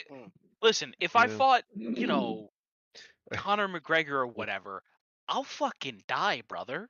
Honestly, you're even more fucked if the trained fighter knows how to turn off the switch that says time for the rules. True. Yes. But even if they don't, like, I'm a fucking die. I would really like. Yes and no. It really, like you said, you picked out Conor McGregor. He's a professional boxer, if I remember correctly, and he also does MMA. Yes. It very much depends. Just based on my experience, you have a lot of trained fighters who you put them in an actual street fight, they will freeze up, and you pop them in the nose once, and they'll flinch back, and they won't know what to do. That's fair. There's too many sports fighters out there. Yeah, that's true. On Yeah. the flip side, you know, if you've got a dude who's like 6'8", 400 pounds, 300 of which is muscle, and you know he's got 6 inches of reach on you, it doesn't matter if he's trained or not. He's gonna floor you out. Well, I mean, it appreciate that you don't. doesn't even need 300 pounds of muscle. Bro could be 200 pounds of fat and Yeah, still floor your shit. He's gonna you have jump, 200 pounds of yeah, muscle. you jump straight Yeah. to the good old boy build, and Yep. I wouldn't take a punch from a good old boy.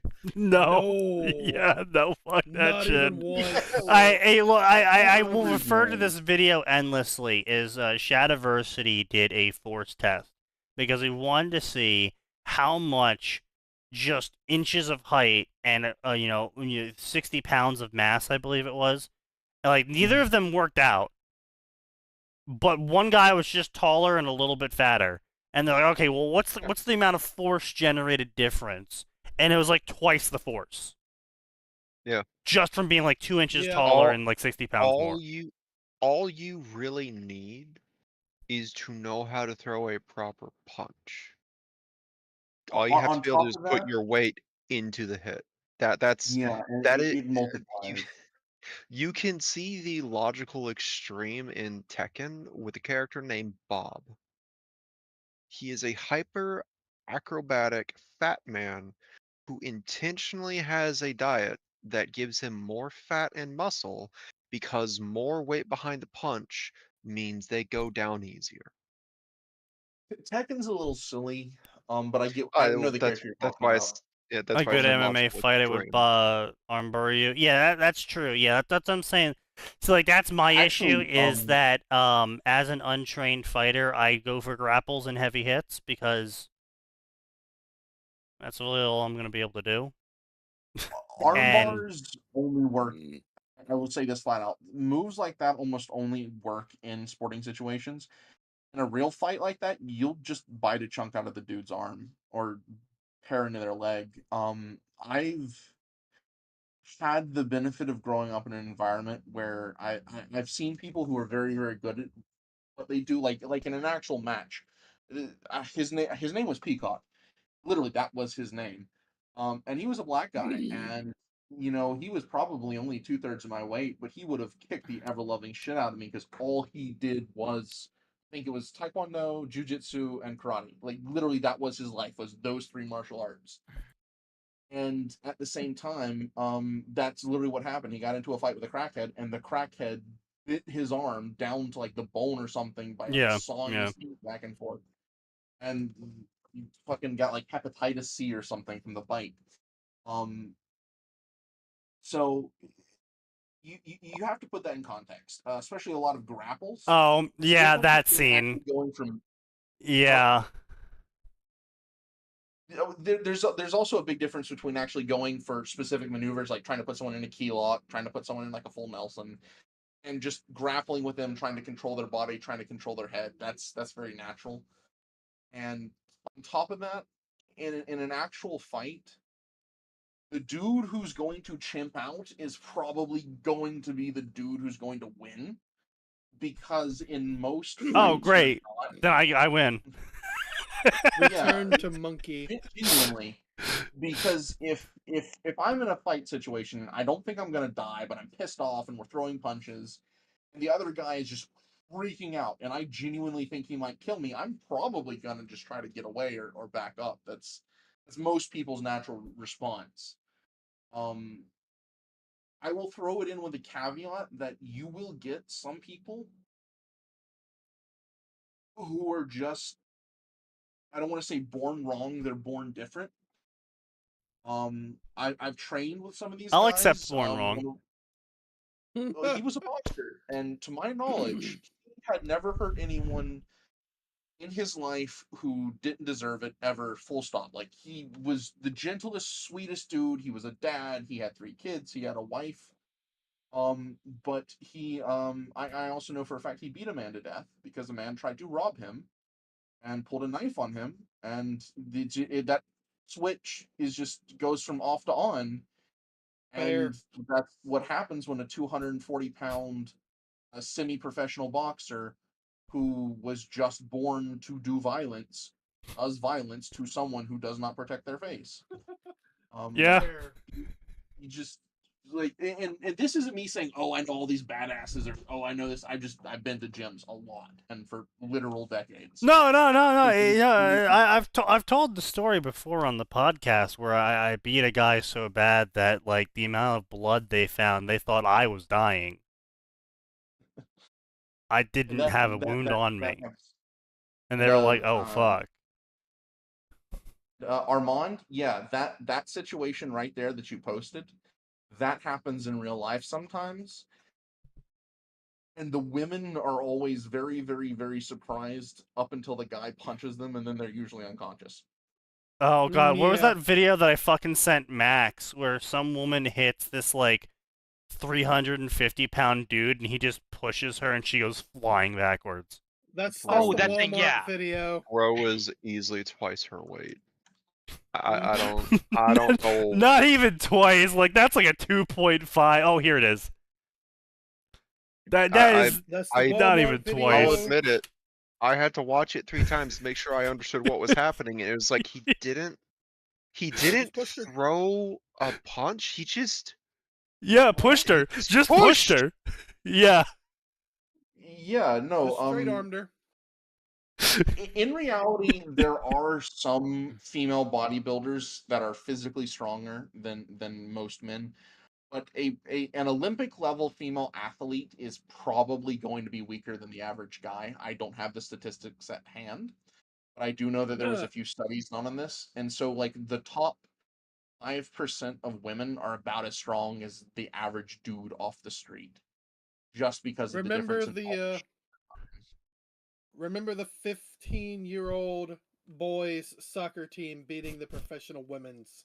I mean, soccer team? that's also a funny video. Guy backhand the punching machine, gets a higher score than all of the women. Oh Jesus! And part of that is bone density. I'm not saying women can't. Oh fight. no, Some women absolutely. I mean, that's what I said earlier. It's bone density, muscle density, the muscle lung developments. capacity, heart It's capacity, testosterone's a capacity. hell of a drug. Yeah, no shit. It's literally everything about a man is designed to go out there and take rock and hit animal and bring animal back for food, and women Yes. just aren't.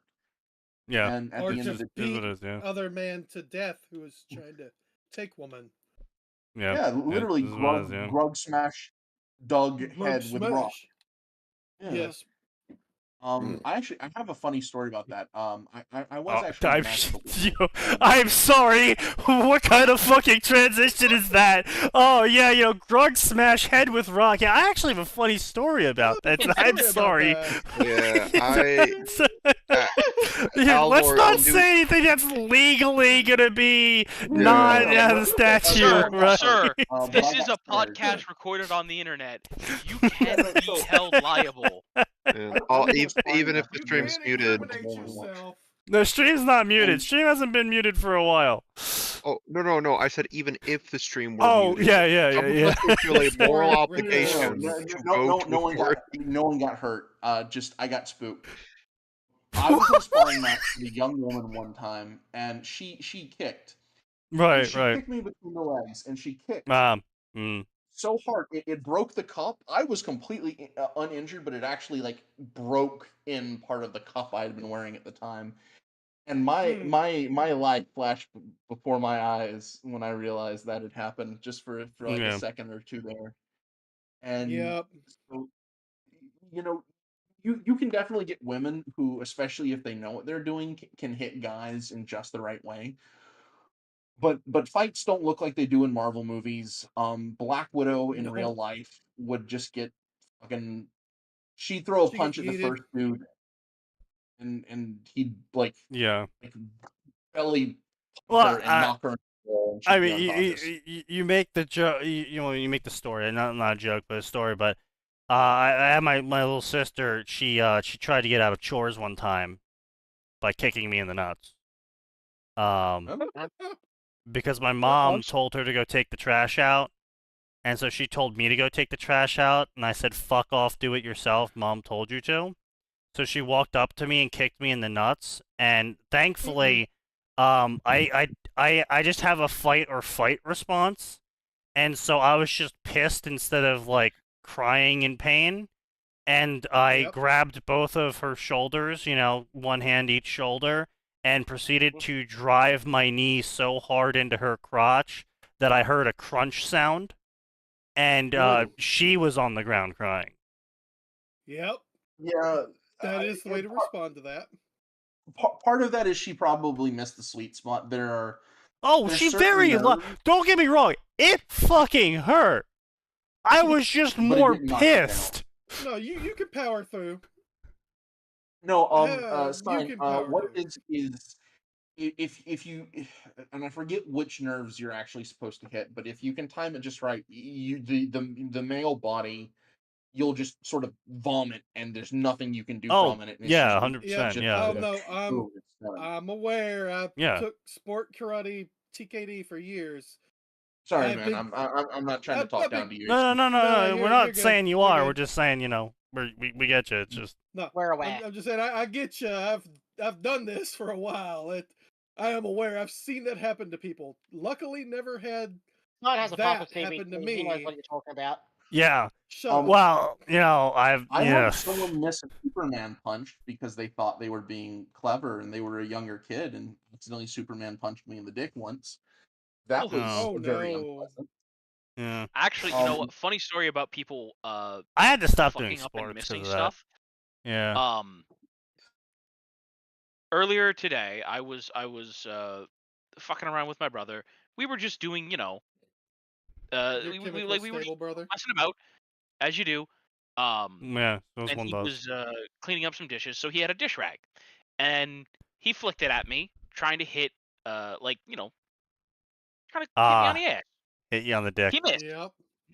No, he missed completely. Absolute and utter whiffage. Oh, okay. And I'm mocking him as I'm sitting in a chair. Right. He misses.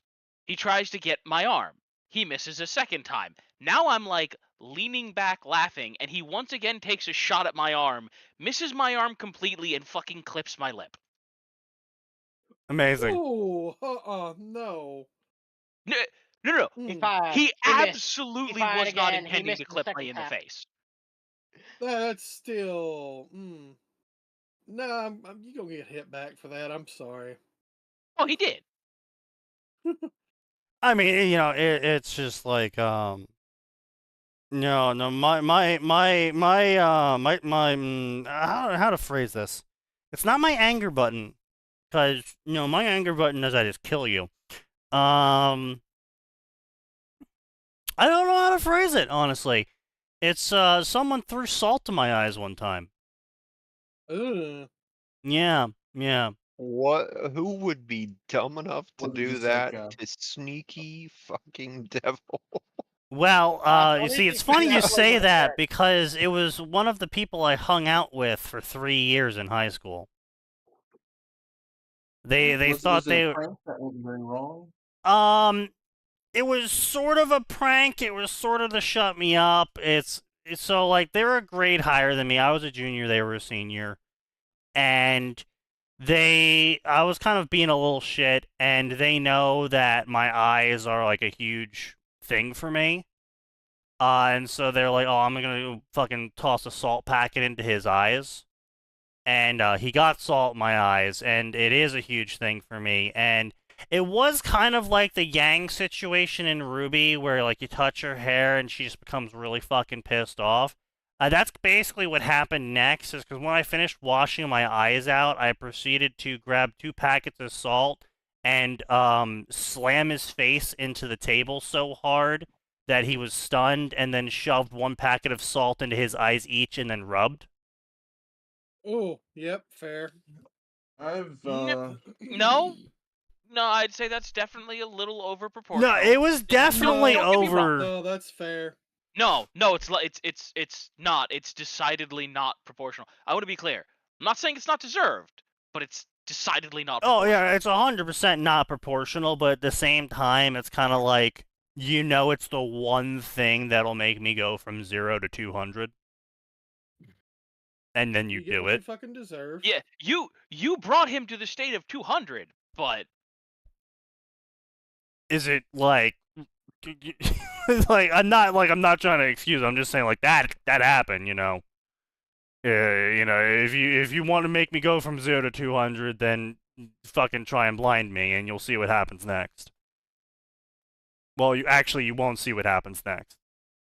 I mean, he saw part of it. But yeah, I mean, he saw an extent of it. He saw enough. You saw the salt going in. God damn. What the fuck? Jesus Christ. Why'd you fucking post that here? Oh, guy who chimps out usually wins the fight, post that. Oh, okay, I see, yeah. Well, you know, guns kind of changed everything. No, we were kind of talking about people with fists. Guns kind of lead traveling at sonic boom levels of speed through your body is not what nature intended. So I have never been involved in a fight with a knife. I've never been involved in a fight with a gun. But 99% of the times, if you try and snatch a weapon away from someone, they're just going to use it on you. Yeah, if someone has a gun and you're trying to like charge them or rush them, and they decide to squeeze that trigger, you're dead. I mean, it's kind of like a 50-50. So there is a 20-foot rule where within 20 feet, if you are sprinting full tilt at the person, you will actually reach the person before they're able to see you, react to you, and squeeze the trigger. Not to mention, even people who are explicitly trained. It's not a 100% guarantee on either side. It's not a 75. It's basically like a 50-50, and then factors from there determine which side it leans towards. Yeah, it really lowers your chances. I can accept that intellectually, but emotionally, I've just seen too many things go too wrong. I don't think I'd ever. Let me put it this way: if someone was mugging me and pulled a gun on me, or and you know just had me, it doesn't matter if I'm right up on them or not. It's like, hey, here's my wallet, take it. It's not worth my life. Sure. Oh yeah, listen, if they're just mugging me, congratulations, you got my. I don't have a credit card. I carry no cash. I mean, I have credit cards, but I'm just gonna call and have them canceled. I mean, they're gonna take your phone. I mean, if they but when I get home, I mean, you can usually just get your funds back pretty quickly with credit cards. Yeah, I know, but like, they'll get it's just something like, out of it. But yeah, it's like, congratulations, all right, you have temporarily inconvenienced me. Yippee. Yeah, it's not like it's like, oh no, my wallet that has all of my money that I got from my last paycheck in it. It's like that doesn't happen anymore. So, I mean, I guess it doesn't. I would hope it doesn't happen anymore. But I mean, there's plenty of stupid people out there. So what am I saying? City people. What can I say? It's about sending a message. True. If they went for my eyes, I would go for their soul. No, 100%. No, I think there is few worse things in your life than you can be being blinded. Not being blind, being blinded. Yeah, having been able to see and then have somebody take that away. Yeah, that's pretty fucking rough. Yeah, no, that is definitely a punch ticket to hell. Getting HIV, getting blinded. There's a lot of things that can go wrong. I mean, HIV these days can be mitigated to an extent, but I mean, don't get me wrong, it is terrible. It's still a death sentence. Oh, absolutely. But it can be mitigated to an extent. It's not as crippling as not being able to see anymore. because that's an entire So, lifetime that this you is now have probably more to emotional. throw away. Oh, sure. Oh, yeah, on an emotional scale. Yeah, no, totally. No, I'm talking about just like, Physical So physical I ability. trained with a yeah. cop who went in one time to make an arrest, and he hesitated to shoot when a crackhead or PCP fiend or a junkie charged him with a broken piece of glass. And when the Oh. guy got close, he shot once, and then Yeah. he looked down at where he'd been shot, and then he charged him, Yeah. and cut the cop, and the cop killed him. The cop mag dumped then, but Well, yeah. he contracted HIV from the cut Yeah. because Yeah. the junkie had it, Blood on it. and I Yeah. guess the junkie, yeah, and he stopped going to the gym, but his partner still did, and his partner was the one who told me about what happened, and I didn't know the guy. Like Right. I recognized his face in Well, and I passing. mean that's why in a lot of these cop videos you see is they just totally mag dump the guy in these days, and it's like it is Yep. a really bad situation you're putting people in, Yeah. because if they don't mag dump the person, then they're gonna get scolded for using too much force. But if they do mag dump the person, then they're gonna be basically sitting at home every night, asking if they could have handled the situation differently. If you don't And mag on dump top of them, that, you're going to get sued. Yeah, that too. Yeah. So. the way it seems to work is one bullet will kill you, except in the situations where it doesn't. And the one time you don't kill that other person in one bullet is the time that other person kills you. Yeah, pretty much. Yeah. I don't know if So that's just sort of confirmation bias, but that seems to be the perception. So Oh, how if you have to make that call in the subversive! first place, So I'm just scrolling through the stories here, and we got Mr. Smoothbrain here with a subversive MHA story where the quirked people are the ones who are suppressed, and there's like an organization that goes around suppressing quirked people, and there's laws against quirked people, and there's like a brotherhood of purity that goes around fighting quirked people I, who are except hiding in society. completely and utterly unenforceable. The second Yeah. someone like All Might comes along, okay, cool, you've got a society with guns and cool. Well, I He mean, doesn't care. well, yes, on top of all of that, though, is you have a small, slight, teeny tiny, itty bitty little problem in where the author explicitly had 200 years of history purging, right? Where basically they said, yeah, all governments collapsed, everything went badly. They're going to be doing new laws, new governments, new societies now. Any chance of like some sort of system being created to hold up the quirkless status of power wouldn't happen. Sokovia Accords. True. Yeah, yeah. But all right, well, it is 10:30. We have strayed very far, and the MHA section is as ass as we all thought it would be. Whoever has So, got Gura's stream going in the background, shut the fuck up. that would be Aura. You fucking retard. You're getting muted permanently. Yeah, server mute. has she Alright, announced anyway, carry she's quitting? Is he at work? We don't know yet. So, yeah, we will close it here, everyone. Everyone, come back on next time because there's always more and it always gets worse.